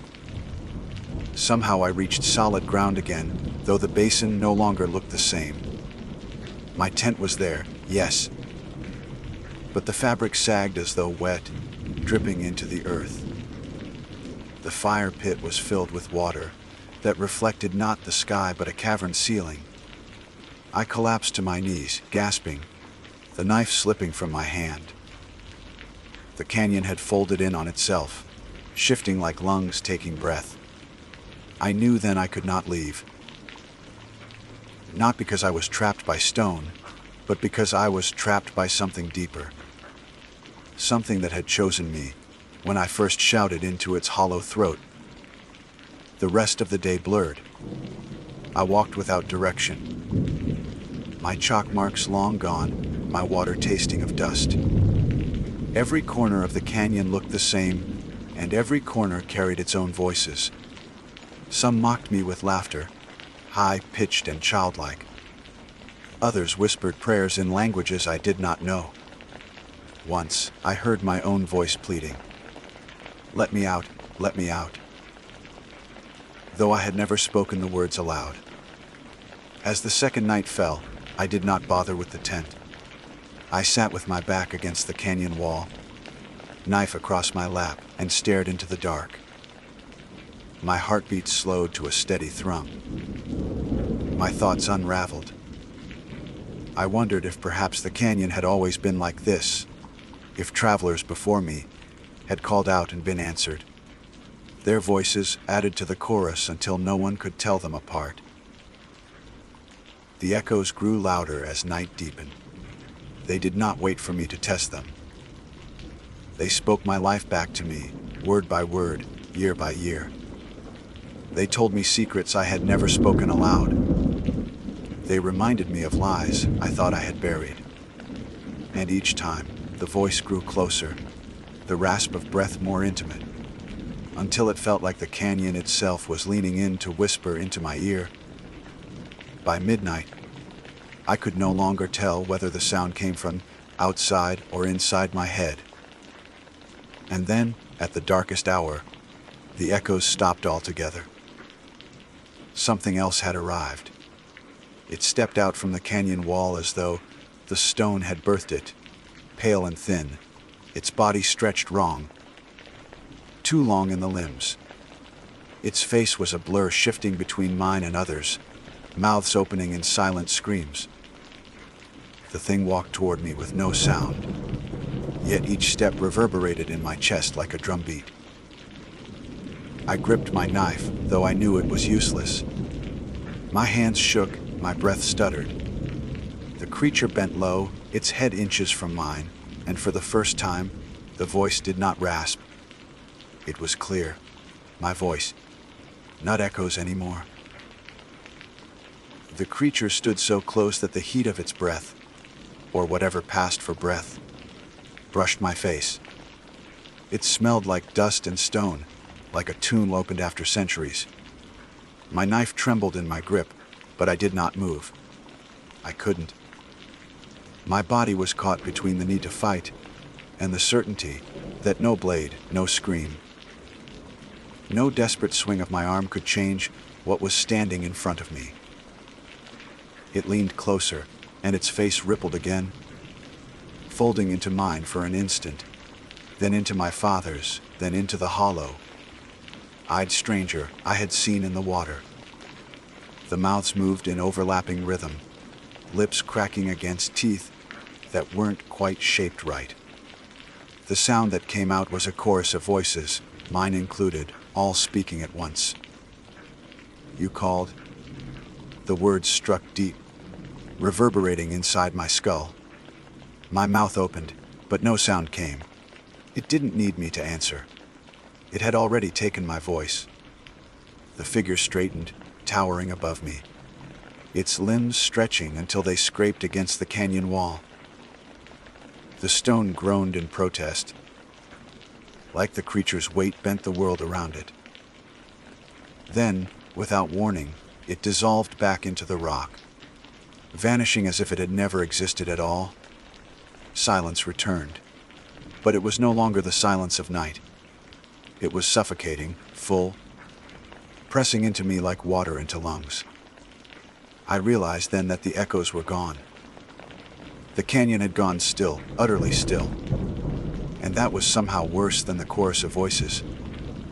For hours, maybe longer, I sat unmoving. The knife lay slack in my hand, my eyes unblinking as though afraid to miss what came next. My thoughts frayed until they felt like strings pulled loose from a knot. At some point, exhaustion conquered terror. My eyes closed. Sleep claimed me, though it was no true rest. I dreamed of tunnels cut deep into stone, endless passages that twisted and curved until they circled back on themselves. In each, figures waited. Pale, hollow-eyed, mouthing words I could not hear.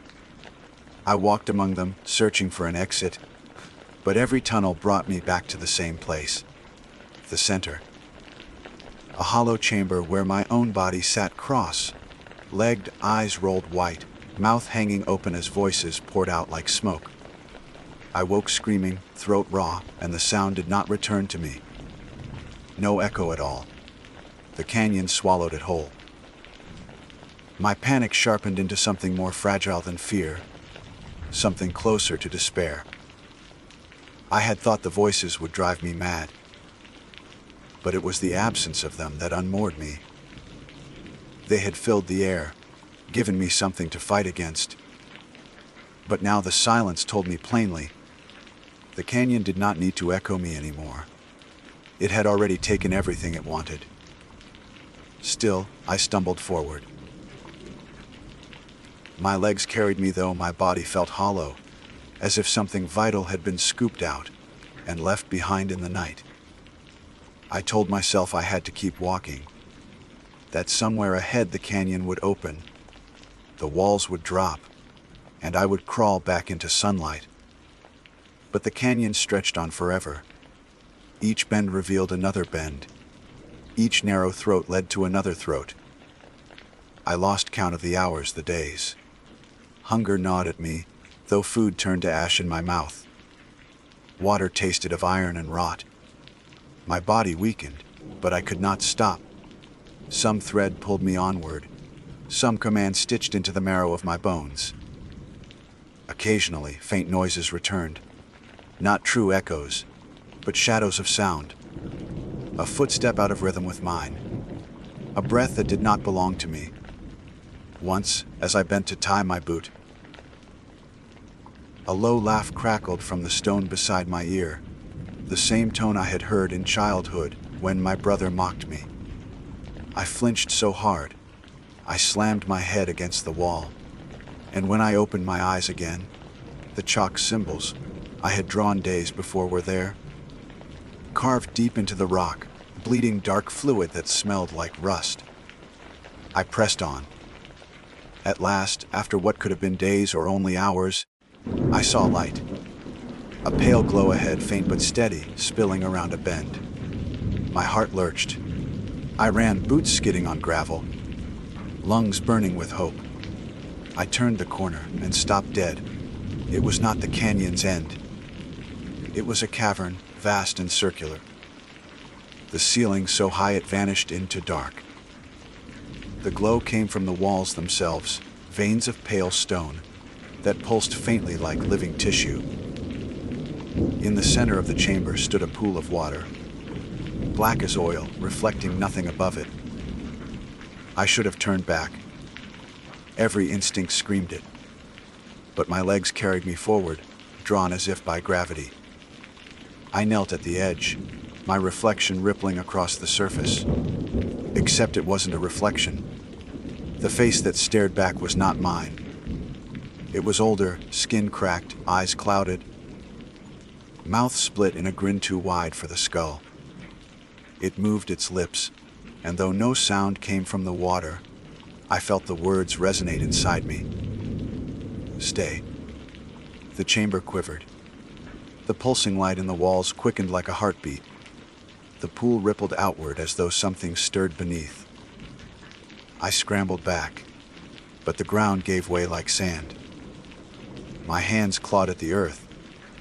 My feet slipped, and I was dragged forward until my chest hung over the water. From the depths, pale hands reached upward. Hundreds of them, thin and long, grasping, clawing for me. Their mouths surfaced next, gasping silently, faces twisted into my own and others I did not know. No, I shouted, but the canyon stole the sound before it left my lips. The hands caught me. Cold, strong, they pulled me down. My knife slashed, but it passed through them like smoke, useless.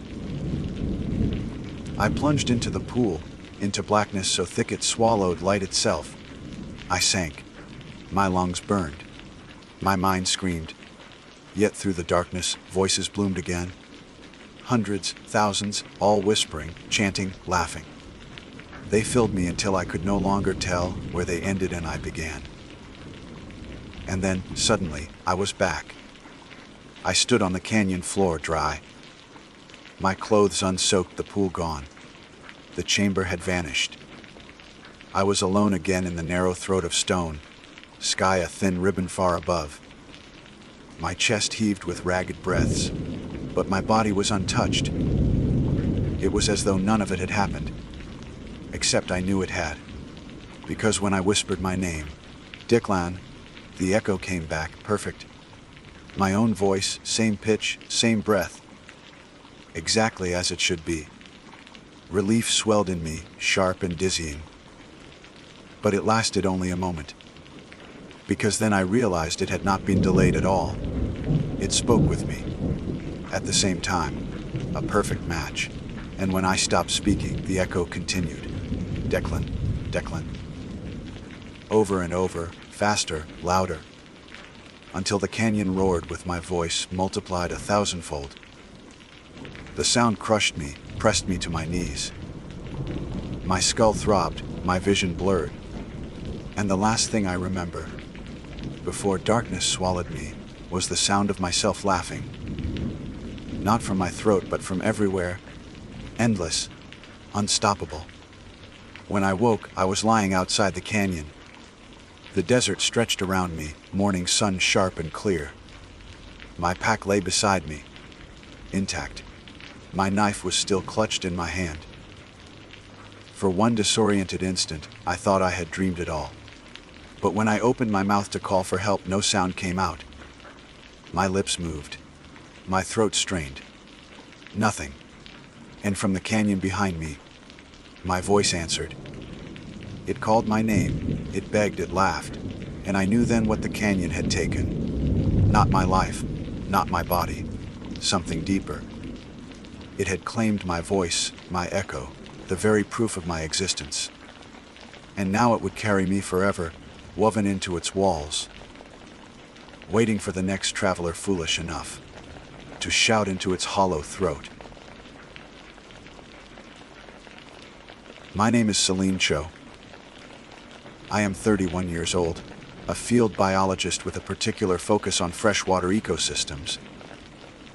And I had traveled into the northern reaches of Glacier National Park to conduct independent observations. I was not sponsored by any university, nor bound by any government project this time. It was my own venture, my own data collection, my own quiet retreat into the stillness of nature. I tell you this because, in hindsight, the formality of who I was, the credentials, the years of study, the notebooks full of observations, all became almost laughably irrelevant compared to what I actually experienced out there. I had wanted to document the ordinary life of a high altitude lake, its insects, its fish, its mineral balance. Instead, I found myself documenting something I cannot explain in scientific terms, something that does not fit neatly into a graph or analysis. The lake had no official name on the maps I carried, though the topographical notations identified it as a glacial basin, fed by runoff from the ridges that towered above. The nearest trail marked on my map lay at least 4 miles south, and even that was a faint ranger path, not one meant for visitors. I had gone off route, not entirely recklessly, but enough that I knew I would be alone there. That was the intention. I wanted solitude, the kind you cannot find when hikers are passing every half hour or when campsites echo with chatter. Solitude sharpens the senses, teaches you how water moves differently in stillness, how insects adapt in high altitudes, how silence holds a weight of its own. Or at least, that is what I believed at the time. I reached the lake on the third afternoon of my trek. The air was cool enough that sweat dried quickly on my skin, leaving me aware of every shift of breeze. When the tree line opened into a clearing, I stopped without realizing at first why. It was not just the sight of the lake. I had seen dozens like it. It was the stillness. The surface looked more like glass than water, not rippling even under the brush of the wind. The pines crowded close around the edge, leaning slightly inward as if they, too, wanted to peer down at their own reflections. The mountains behind them were caught perfectly in the surface, so perfectly that for a moment I could not tell where land ended and mirror began. I remember whispering aloud without intending to, "It's too still." But stillness, I reminded myself, was not impossible. Some lakes, with just the right conditions, could sit like polished stone. I crouched by the shoreline and unpacked my bottle. I had filters, iodine tablets, all the usual tools for safe water collection. The surface was so pristine, I might have been tempted to drink straight from it, if I were less cautious. My hands dipped the bottle under, filling it with the cold clarity of meltwater, and then I noticed the reflection. I had leaned forward, expecting to see my face framed against the blue above. I did see myself, dark hair pulled back, eyes focused. But when I shifted slightly to one side, the reflection did not. It held position, staring forward, unblinking, mouth closed. My real lips had parted slightly in surprise, but the version beneath the surface did not mimic me. I tested it, tilting my head slowly left, then right. The mirrored Celine remained still, locked in place as though painted there. I pulled the bottle back quickly, droplets slipping from its rim.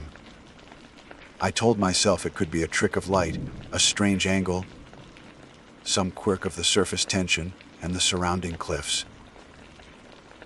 But the unease had already set its roots inside me. Back at my small camp, a single person tank into the stand of trees above the waterline. I tried to shake it off. I noted the observation in my field journal, almost mocking myself by writing it out plainly. Reflection failed to follow facial movement, possibly due to optical distortion of still surface. I underlined it twice, as if insisting on the rational explanation would make it true. That evening, I boiled rice over my small stove, ate quietly, and listened to the pines shifting above me. The silence here was heavier than anywhere else I had camped. Usually in the wild there are at least distant calls, birds, insects, the trickle of streams. Here there was only the occasional groan of a tree adjusting, as though even the animals kept away from the lake. When night fell, I sat by the shore again, unable to resist. The moon was high, nearly full, laying a pale road across the surface. I held my bottle, filled earlier, the water inside glinting faintly. For reasons I cannot explain, I lifted it to my lips and drank without filtering it. It was cold, sharp in a way meltwater always is. So cold it seemed to press against the inside of my teeth. I swallowed, felt the chill travel down my throat. And then, 2 pulses. I froze, the bottle still tilted against my mouth. My throat carried the familiar thud of my heartbeat, but there was another. A second rhythm, slightly offset, like a drum trying to sync but failing. I pressed my fingers against the side of my neck. Thud, thud. Not 1 beat, but 2. Overlapping, crowding. I dropped the bottle. It hit the rocks, spilling its contents back toward the lake. My own pulse quickened, but the other did not match it. It kept its own pace, slower, deliberate, alien. I stumbled back, choking, pressing both hands against my neck as if I could push it away. The sensation lessened after a minute, or at least blended so strangely with my own that I could not distinguish the difference. But the terror of it remained. I did not sleep easily that night. I lay in the tent, staring at the nylon above me, and felt the phantom thrum in my throat. Whenever I touched my neck, I could not be sure whether I was feeling the echo of my heart or that other one. I told myself it was imagination, some psychosomatic response to stress. People feel phantom heartbeats under anxiety, irregular palpitations. I clung to the rational explanation because the alternative was unbearable. At some hour past midnight, I awoke to the sound of dripping. It was not rain, the sky had been clear. It was the sound of water striking plastic. I reached for my pack, fumbling, and found the bottle where it lay beside the tent wall. The cap was sealed, yet droplets beaded along the outside, sliding down as though it sweated from within. I wiped it dry with my sleeve, only to feel it dampen again instantly. The water inside shimmered faintly under the weak light of my headlamp. I could have sworn I saw movement in it, as though something stirred, shifting against the walls of its container. My throat tightened, the phantom pulse strong again, answering whatever lay inside. I stuffed the bottle deep into my pack, zipped it shut, and forced myself to lie still until dawn. Every time I drifted close to sleep, I heard it, a faint, rhythmic tapping, like fingers drumming against plastic from the inside. By morning, my rational mind tried once more to reclaim control. Sleep deprivation, I reasoned. Imagination amplified by isolation. The water was ordinary, I had simply projected strangeness onto it. To test myself, I boiled some over my stove for tea, watching the steam curl upward. It boiled like any other water, tasted clean. For a moment, I almost laughed at my own fear. But later, when I walked the shoreline to collect insect samples, I glanced back at the surface. My reflection was there again, staring straight forward. This time, though, I was not the only one.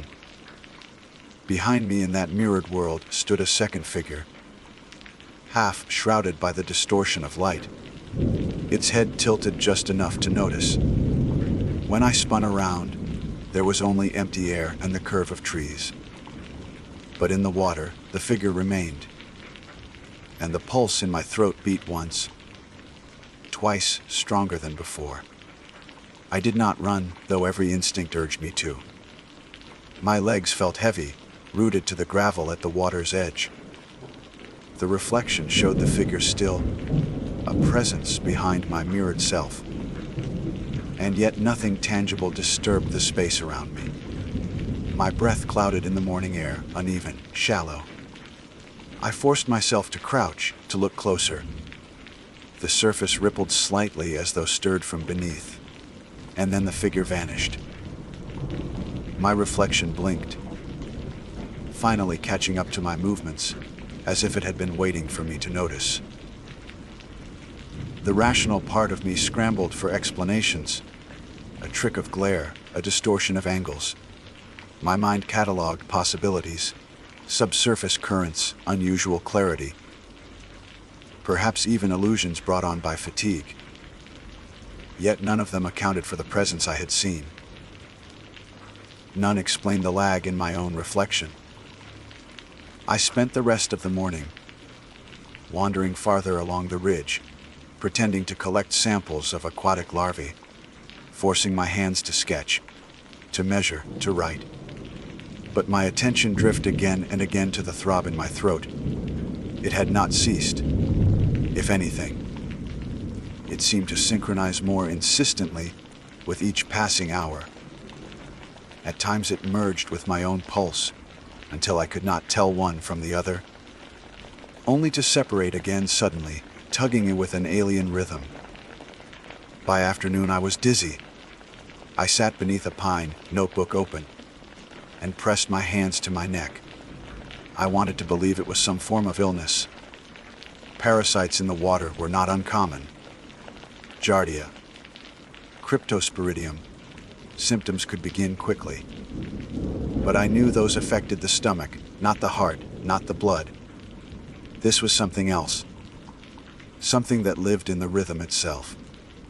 I decided to leave the lake. The thought struck like a spark. I did not need to prove anything here. I had my notes, my samples. I could hike back toward the known trails, return to the ranger station, invent an excuse for cutting the trip short.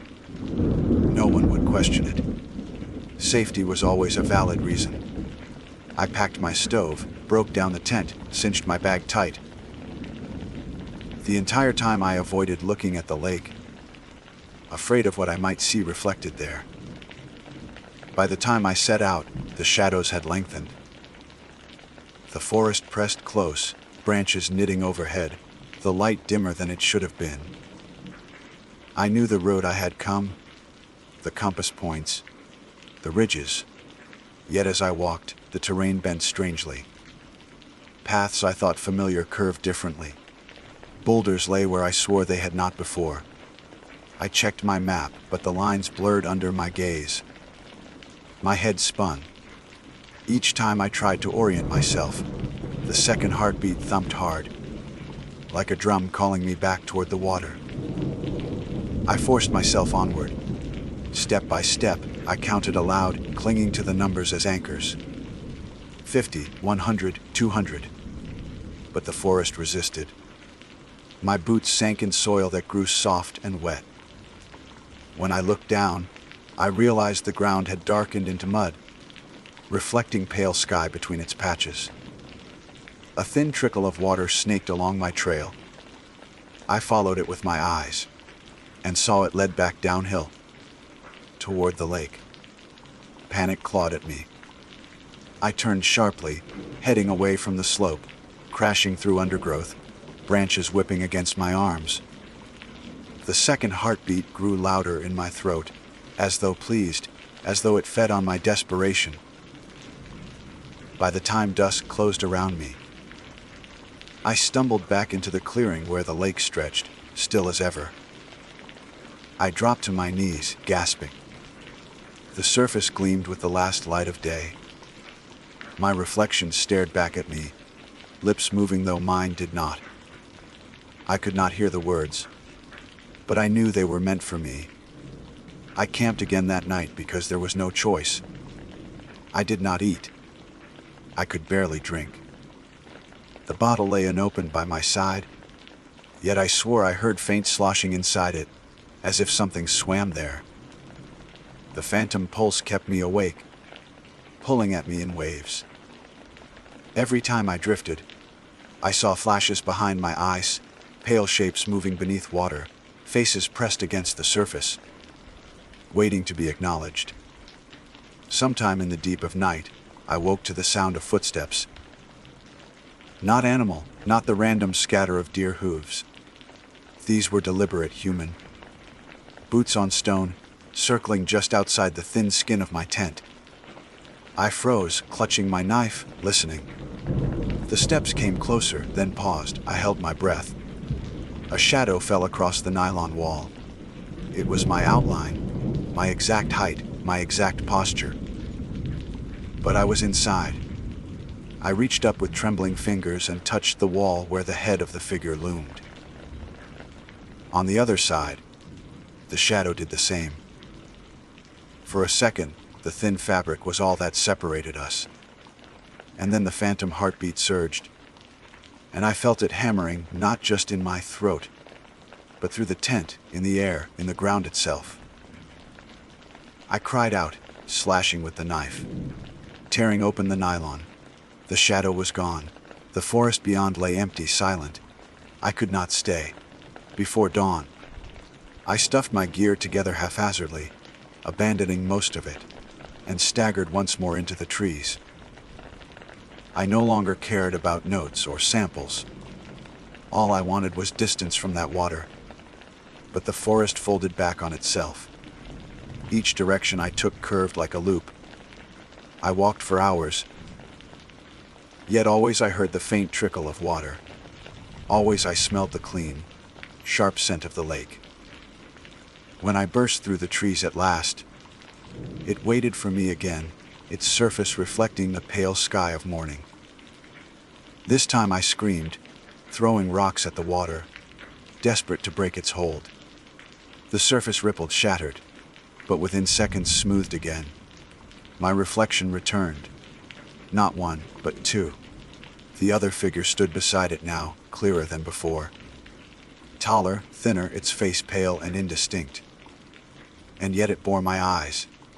I stumbled back, clutching at my throat. The second heartbeat thundered, insistent. My own pulse began to match it, forced into alignment until I could not tell which was mine. My knees buckled. For a moment, I thought I would collapse right into the water's edge. But I caught myself. I staggered to the tree line and slumped against a pine, breathing raggedly. I realized then that the lake was not just holding me. It was drawing me, bending the forest to keep me near, as though I had become its reflection instead of the other way around. That night, exhausted, I did not bother with a tent. I sat against the tree, staring at the surface, unable to turn away. The figures in the water did not vanish this time. They remained through dusk, through moonrise, patient. When I touched my throat, the rhythm was no longer two separate beats but one merged cadence, heavy, slow, unfamiliar. I whispered aloud, voice shaking, "What do you want?" The reflection's lips moved in perfect time with mine now. And though no sound came, I felt the answer in my pulse, not words, but invitation. I pressed my hands over my ears, trying to block it, but the rhythm was inside me, impossible to silence. My thoughts spiraled. Perhaps it was not sickness at all. Perhaps it was a joining, a sharing. Something from the water had entered me with that first drink, and now it wanted me whole. Sleep claimed me in jagged bursts. Each time I woke, I was closer to the edge of the lake.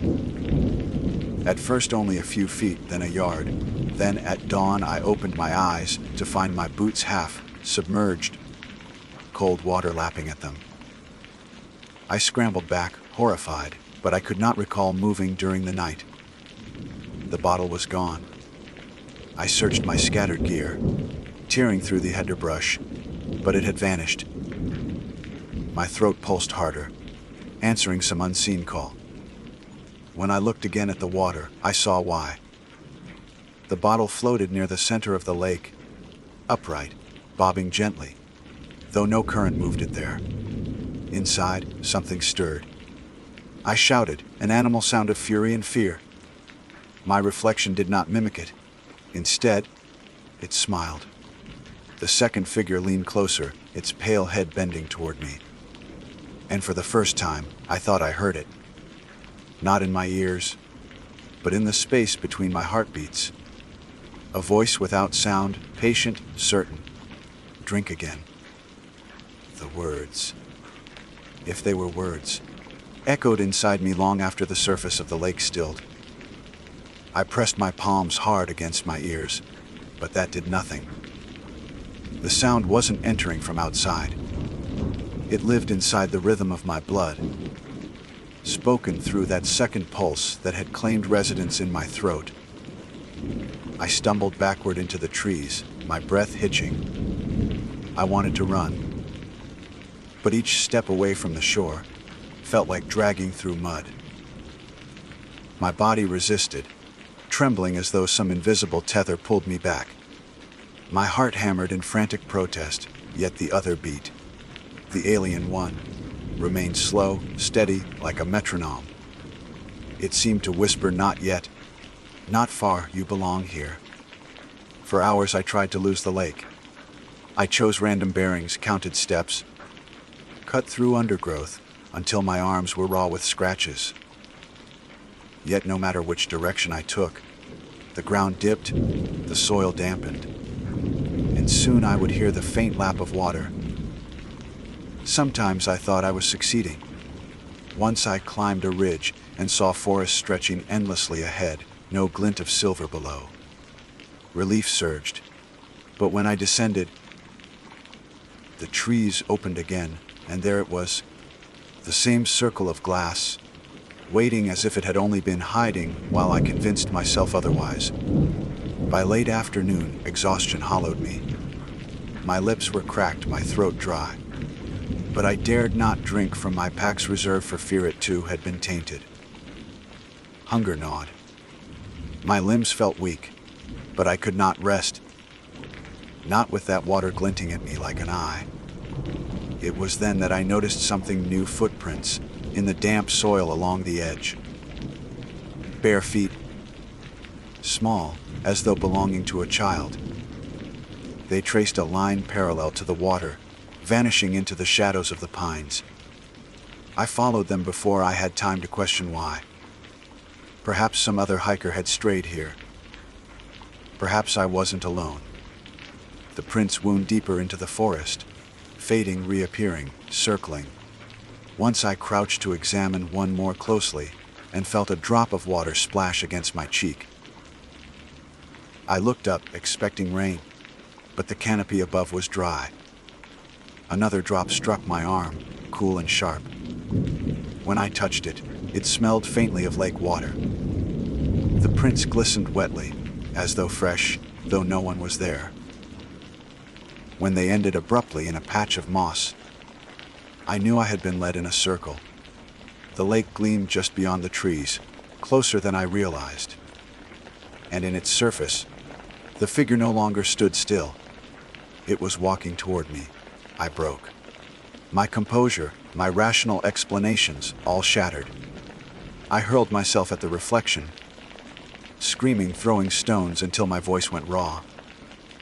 The water rippled, fractured, yet always healed, always returned. My reflection stared, lips curved into a knowing smile. The other figure stood beside it, hand raised as if in greeting or command. The pulse inside me surged again, demanding. I collapsed to my knees, clutching at my throat. The rhythm was no longer separate from my own. It had overtaken it, steady and absolute. My heart obeyed it. My breath aligned with it. And in that suffocating moment, I understood what it wanted, not just my reflection, not just my pulse. It wanted my body. Drink again, the voice urged, deeper now, resonant.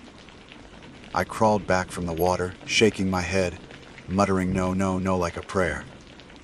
My nails dug furrows into the dirt. Yet even as I denied it, I felt the ache of thirst tearing at me. A craving that had nothing to do with dehydration. My body yearned for that cold bite, that sharp clarity of lake water. My lips tingled, remembering it. Night fell without my consent. I do not recall the hours between dusk and full dark. I must have wandered, delirious, because when awareness returned I was already half submerged, the water lapping against my waist. My boots sank into silt. My hands trembled on the surface. I did not remember walking in. The lake was warm against my skin.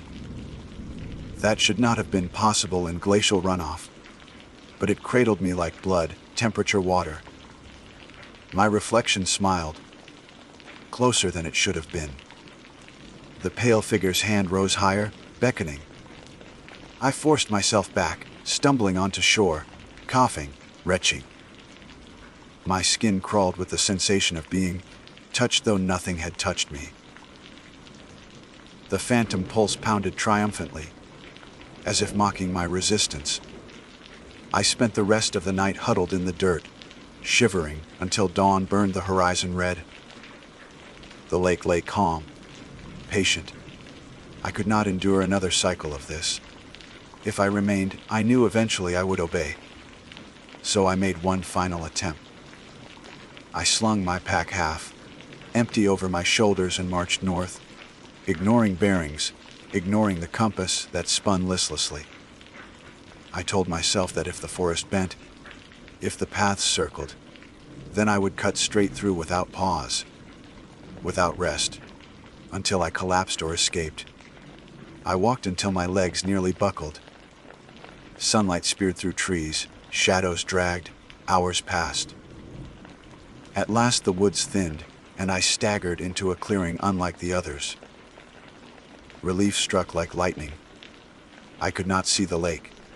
I fell to my knees sobbing. But when I lifted my head, my blood turned to ice. Before me lay not the unnamed lake I had known, but another, larger, darker, its surface stirring faintly though no wind blew. And scattered across its shore were bottles. Dozens, maybe hundreds. Old plastic, glass canteens, flasks, some cracked, some intact. They bobbed in the shallows, clinking softly. I backed away in horror, only to realize the trees behind me had shifted. They leaned inward, trapping me, guiding me once more toward the water. My throat throbbed with the familiar cadence. This was not a single lake. It was many, connected beneath the earth. A web of mirrors drawing wanderers like me. I fell to the ground, clutching at the dirt. My notebook spilled from my pack, pages scattering. My observations, my attempts at rationality, all meaningless now. Only one page mattered, the first, where I had written about the reflection that did not follow. I tore it free, crumpled it in my hand. Proof, I thought desperately. Someone must know. Someone must believe me. But belief would not free me. My pulse belonged to the water now. I knew it with a certainty deeper than logic. Each beat was a promise, a debt. The bottles bobbed gently, as if in applause. The water rippled, and from its surface rose figures. More than two this time. Pale, endless, each one bearing faint echoes of human features, their eyes all trained on me. They raised their hands as one. My reflection stood among them, smiling.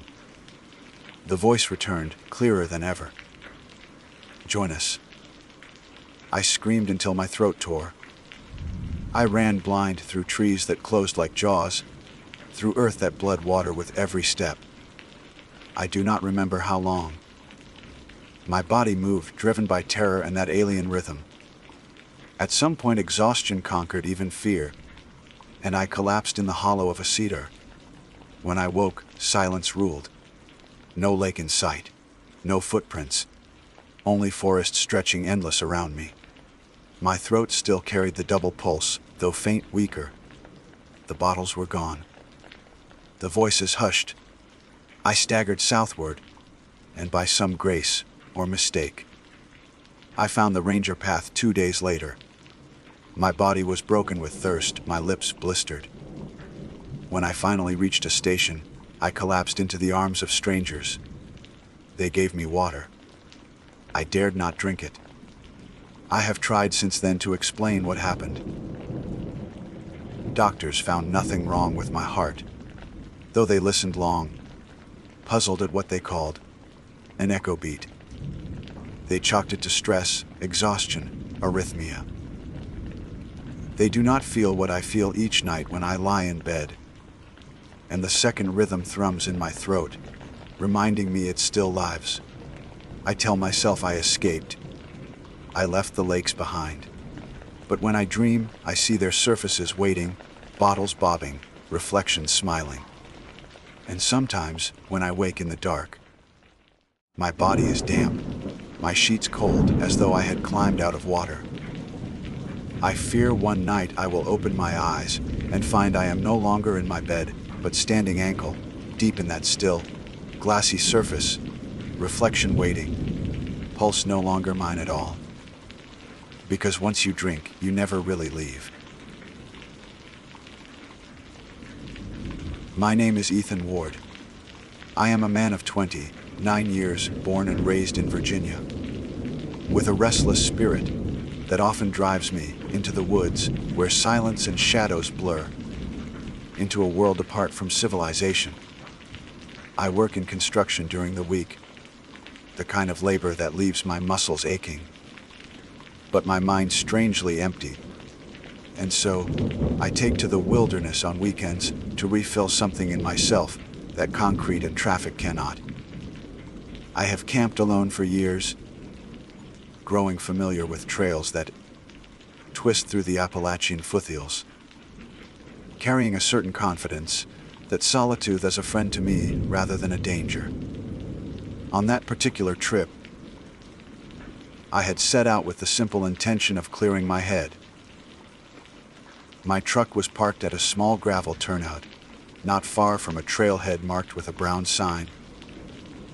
The kind that lists regulations with bullet points nobody ever seems to read carefully. I admit now, with a sense of foolish pride, that I skimmed the rules like a man, scanning the fine print of a contract, knowing I would not abide by all of them. One in particular stood out, printed in clear block letters, DOIFUIF. I remember smirking when I saw it, as though the forest would unravel if a deer received a scrap of granola from my palm. At the time, it felt harmless, almost amusing, and I carried that disregard with me as I hiked deeper into the woods. The day was clear, the air thin but warm enough that the leaves whispered rather than shivered. I set up camp by mid-afternoon, near a slope where an old oak stood tall, its roots like knotted ropes breaking through the soil. I had pitched my tent in that kind of practiced efficiency that comes with years of repetition, my hands moving on instinct. Once the small chores were finished, firewood gathered, sleeping bag unrolled, water filtered from a nearby creek, I found myself restless. It was then that the deer appeared. She stepped out of the tree line as if she had been watching me for hours. A doe, slender, her coat the grayish brown of bark and shadow, her ears twitching with a sensitivity I could almost feel in my own bones. Her eyes caught the fading light, wide and dark like glass marbles, and she stood with an unnatural stillness, as though waiting for me to act. I should have ignored her. I knew the rule, and I knew why it existed. Human food is not good for animals. Feeding them teaches dangerous habits. Yet standing there, alone in the quiet with nothing but the low crackle of my fire, I felt an odd pull. I reached into the side pocket of my pack and drew out a handful of oats and nuts from the trail mix I had been eating earlier. I extended my hand, palm open. The doe did not hesitate. She walked toward me with a slow grace, the brittle leaves beneath her hooves barely crunching, as if she weighed less than she should. Her muzzle brushed against my skin, warm and damp, and her tongue swept the food away. For a moment, I laughed to myself, charmed by the closeness of a wild thing, as though I had been chosen for some small, secret trust. When she lifted her head again, I noticed how her ears angled not toward me, but toward the darkening forest behind her. She flicked them once, as though listening to something I could not hear, and then stepped back into the shadows. That night, I settled into my tent, the fire reduced to a dim glow. The woods pressed in close with their layered silence, broken only by the occasional breeze or the distant call of some night bird. I lay in my sleeping bag, reading by the beam of my headlamp until my eyes grew heavy. Somewhere in the early hours, long after sleep had wrapped me in its sluggish weight, I woke to a sound that did not belong. At first it was faint, like the dragging of branches across canvas. A scraping, rhythmic, deliberate. I froze, every muscle locked. My heart pounded my throat as I lay there, straining to listen. The sound came again. Long, drawn-out scrapes along the fabric of my tent wall, the unmistakable drag of something hard against nylon. I knew it instantly. Antlers. The scraping circled me, slow, patient. I pictured a rack of bone wider than my shoulders, pressed against the thin wall that separated me from the outside. I wanted to tell myself it was just a curious buck, maybe attracted by the salt of my sweat, but I knew better. The rhythm of the scraping was not random. It was testing me. Then came the sound that turned my blood cold. A voice, low and halting, as though it had been shaped by something unfamiliar with the act of speaking. Ethan. It drew my name out in broken syllables, each attempt closer to human but still wrong, still caught somewhere between mimicry and mockery. I clamped my mouth shut, hardly breathing. Every nerve in me lit like a fuse. The scraping continued, the voice repeating, practicing. Ethan, Ward. The cadence was uneven. The vowels stretched into strange shapes, like a child repeating sounds they had only just learned. Yet it was my name. My name whispered back to me from the darkness, by something that should not know it. I lay awake until dawn, never daring to unzip the tent. My hand stayed clenched around the handle of the knife. I kept by my side, though I doubted it would make any difference. When the gray light finally crept through the fabric, I forced myself to look. The ground outside was littered with prints. Deer tracks, yes, but too many, overlapping and circling. Some clustered so close to the tent that the outline of the hooves had dragged lines into the soil. And there were other marks. Deep grooves where antlers had raked across the earth, carving patterns that curved like letters. Not full words, but shapes trying to become them.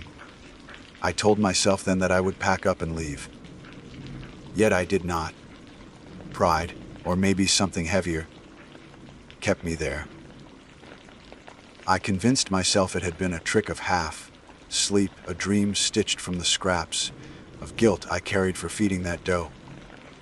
But when I returned to the oak tree, where I had first seen her, I found strands of coarse hair tangled on the bark, and beside them, a small heap of acorns carefully placed in a circle, as though waiting for me to add my own offering. I did not. I turned away and tried to continue with my day, though every snap of a twig in the undergrowth felt aimed at me. By afternoon, the weight of the silence pressed so heavily on my chest that I considered cutting the trip short after all. But something stubborn in me wanted to stay, to prove the forest wrong, or to prove myself right. That was my first mistake. As dusk blotted through the canopy again, the woods grew restless. Birds went quiet too early. The wind died completely. I built my fire higher than before, feeding it with frantic hands as if flame could hold the night at bay. While I worked, I felt eyes on me. Every so often I glanced up, sure I would doze standing at the edge of the clearing again. But what I glimpsed were shadows shaped like bodies that did not move like animals. They shifted between the trees, antlered silhouettes bending and straightening, too many for me to count. When full darkness fell, I sat rigid by the fire, gripping the knife in my lap, waiting. That was when the voices began again. From beyond the light, scattered, broken, echoing like a choir that had learned only one hymn, my name. The voices threaded through the trees, weaving in and out of the night air with a cadence that was neither animal nor human, yet hovering uneasily between the two. Than, Ward. Each syllable seemed to grind against my nerves, the way a knife drags against bone. They overlapped in chorus, like many mouths repeating at once, each failing in its own way, some too drawn out, others clipped short, as though every attempt was an experiment. The fire crackled and spat sparks upward, and I clung to it as if its heat were the only barrier keeping me tethered to sanity. My hand tightened on the knife until my knuckles turned white. I told myself they were just deer, curious, emboldened by food. But deer do not speak names. Deer do not practice language with stubborn intent. Something shifted just outside the circle of light. A pair of antlers caught the glow, tips gleaming sharp as spears.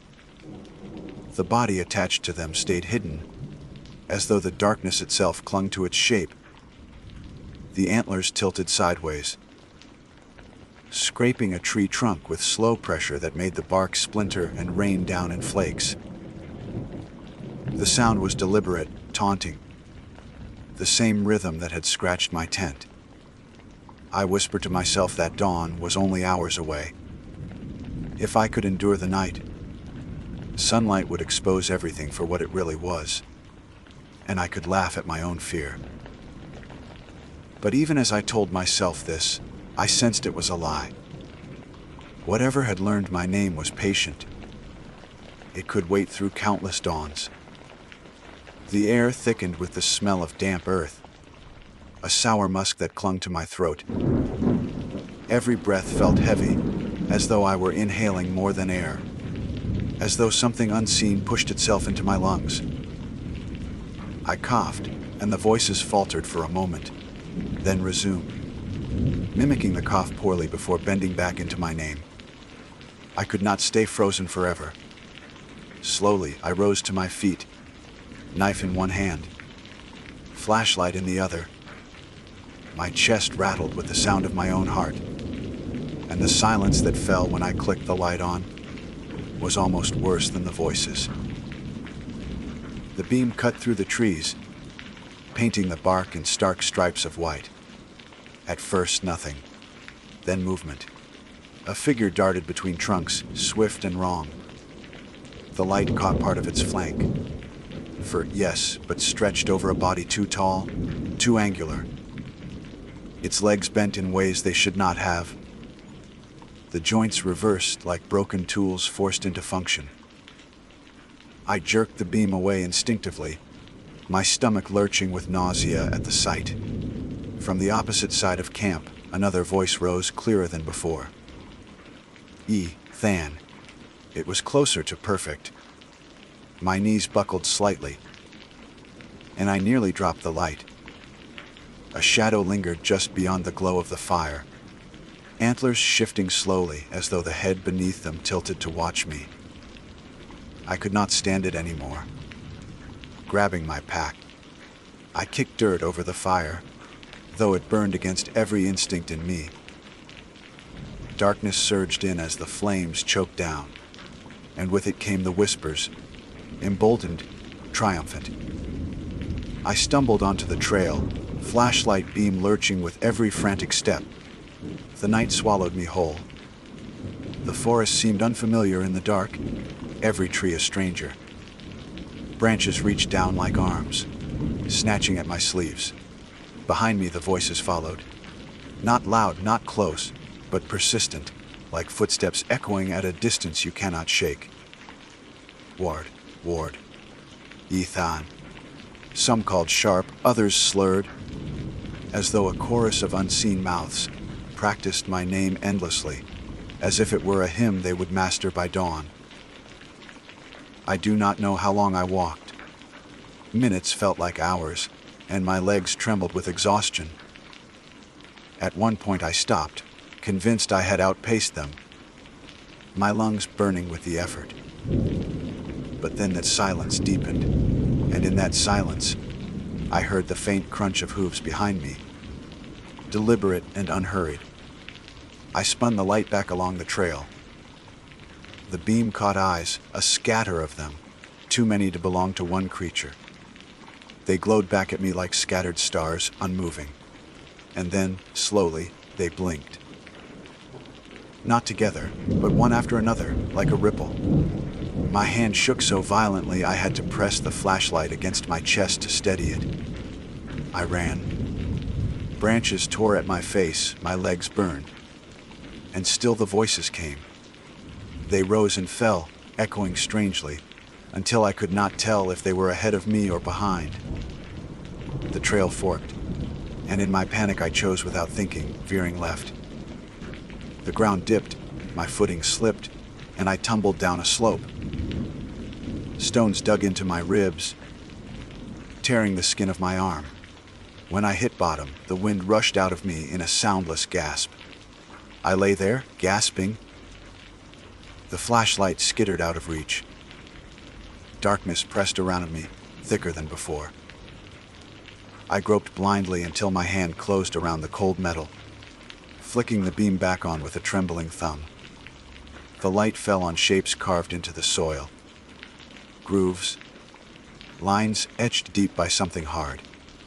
Antlers, I realized with a lurch of dread. The marks wound together in clumsy patterns, not random, but letters.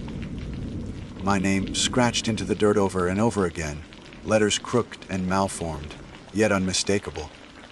I staggered back, nearly slipping again on the slope. The beam swept upward, catching movement at the ridge above me. Silhouettes stood against the faint shimmer of starlight, their antlers jagged black crowns. They did not move.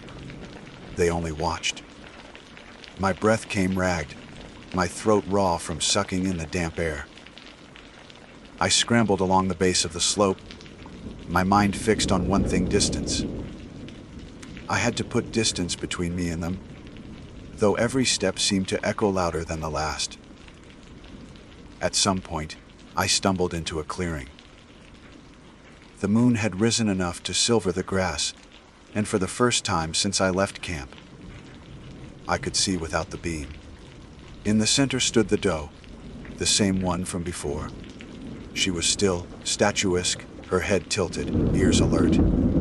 Relief, irrational and overwhelming, surged in me.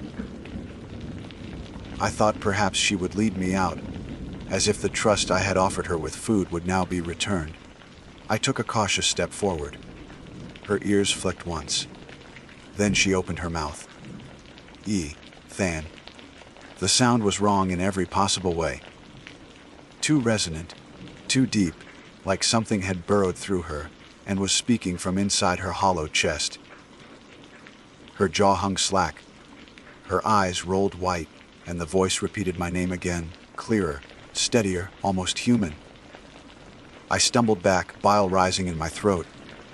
Behind her, the tree line shifted, as though every trunk leaned forward, and I realized the antlered silhouettes had gathered there, waiting, learning. I turned and fled once more, crashing blindly into the undergrowth. My body ached with every motion, my legs screaming for rest, but I would not stop. The forest blurred around me, until at last the glint of water appeared ahead, a creek cutting through the dark. I waded in without hesitation, the cold shocking my body. The current tugged at me, threatening to pull me under, but I pressed forward, believing foolishly that the water would break whatever tether bound them to me. Midstream, I looked back.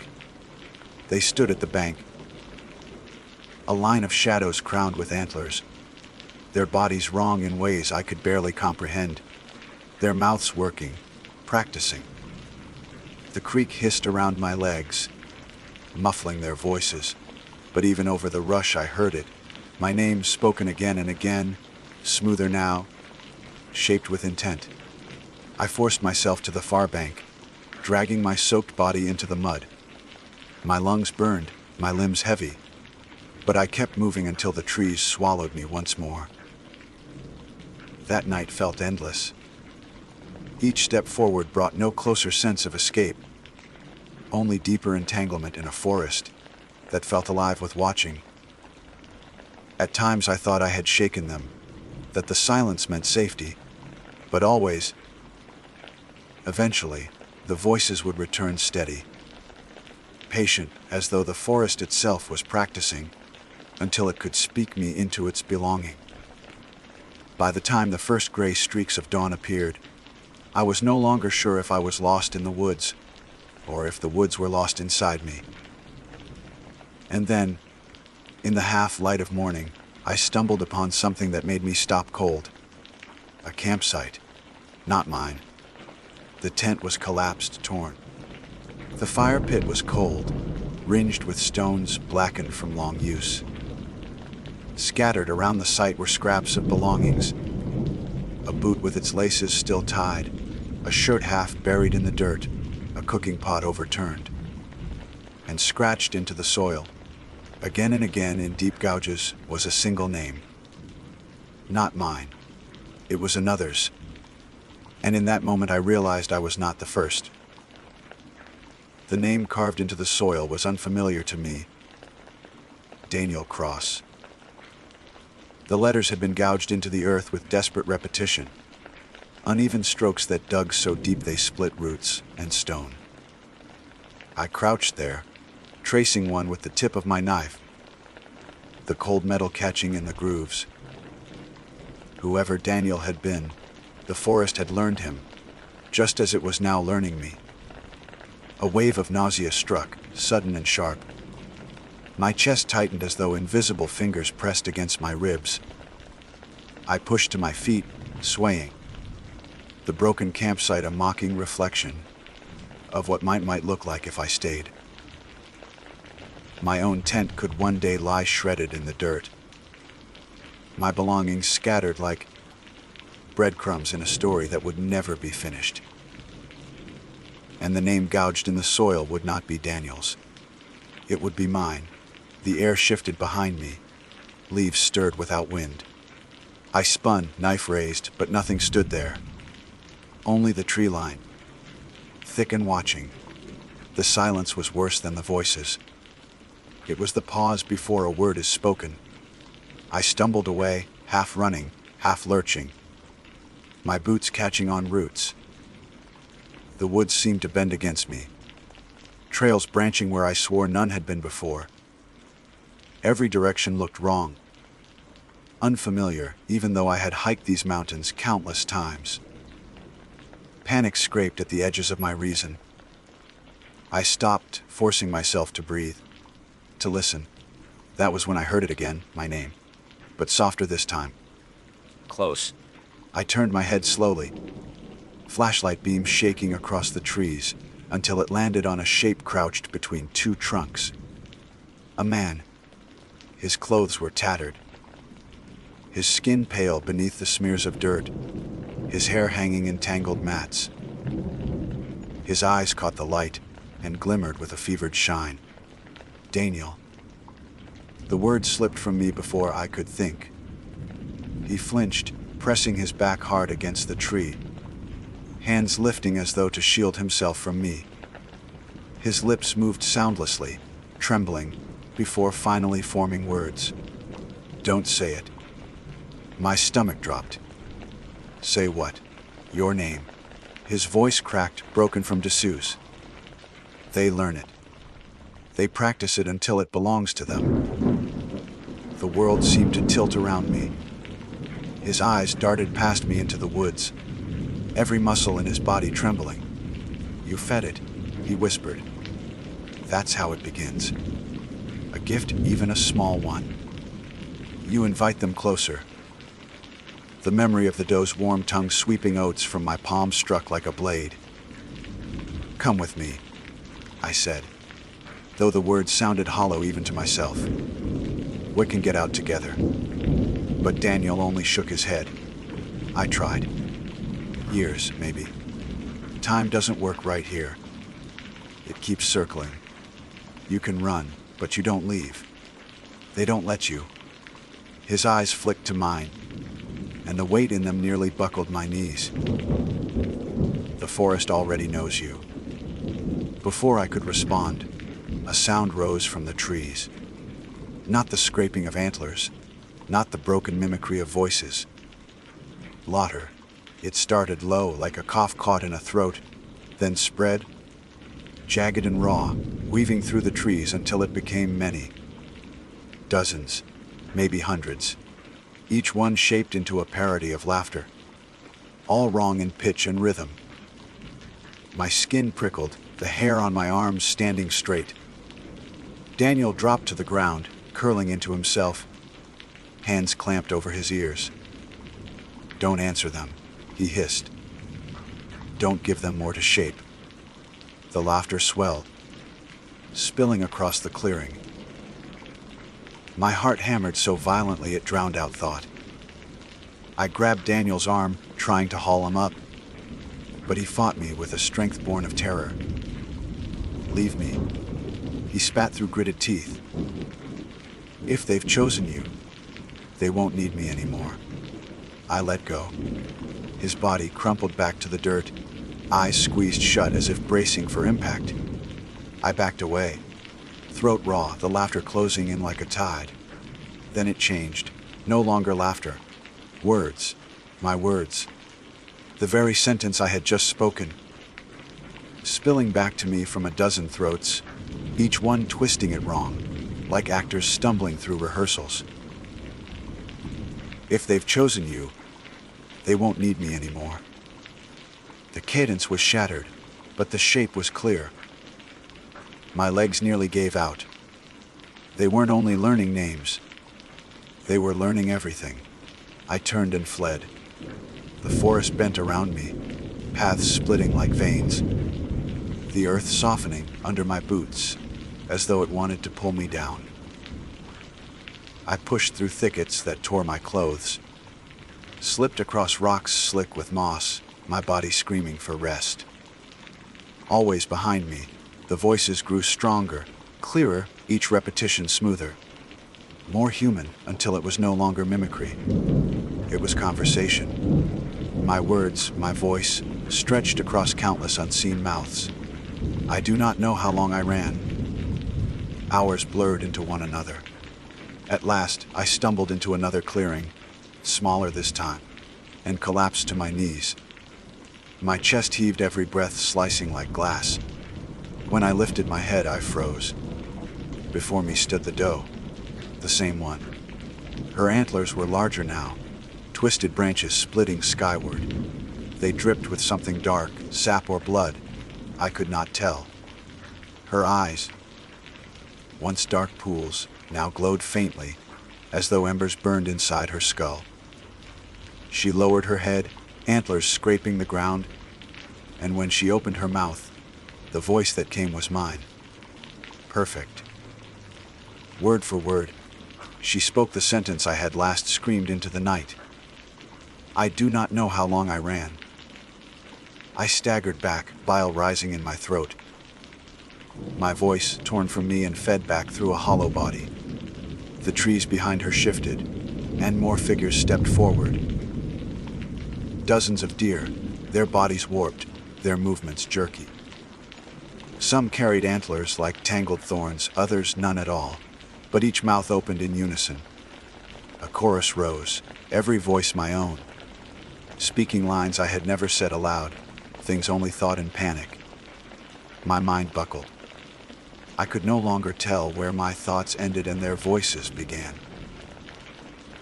Each breath felt stolen, echoed, returned to me wrong. I stumbled toward the edge of the clearing, desperate for escape. But the trees closed ranks, trunks too close, roots twisting up like barriers. The forest had caged me, and then silence fell, every mouth closed, every glowing eye fixed on me. The weight of their attention pressed like stone on my chest. A single voice broke the silence. Not mine, not Daniel's, deeper, ancient. It spoke my name, perfectly. The sound was final, as though the forest had at last completed its lesson. My body stiffened, muscles locking. The knife slipped from my hand. My voice caught in my throat, trapped. I tried to scream, but the sound that came out was not mine. It was theirs. The world tilted. My vision blurred at the edges, shadows bleeding inward. I felt my name hollow out of me, stripped clean, lifted into the mouths of things that did not deserve speech. My body crumpled, but my voice, my identity, did not fall with it. It lived in them now, repeated endlessly, perfected until nothing remained of me but syllables carved into soil. The last thing I saw before darkness consumed me was the doe, her ember eyes fixed on mine, her mouth shaping the word, Ethan, with flawless ease. When my sight faded, the forest whispered one truth in 1,000 voices. I was not lost. I had been learned.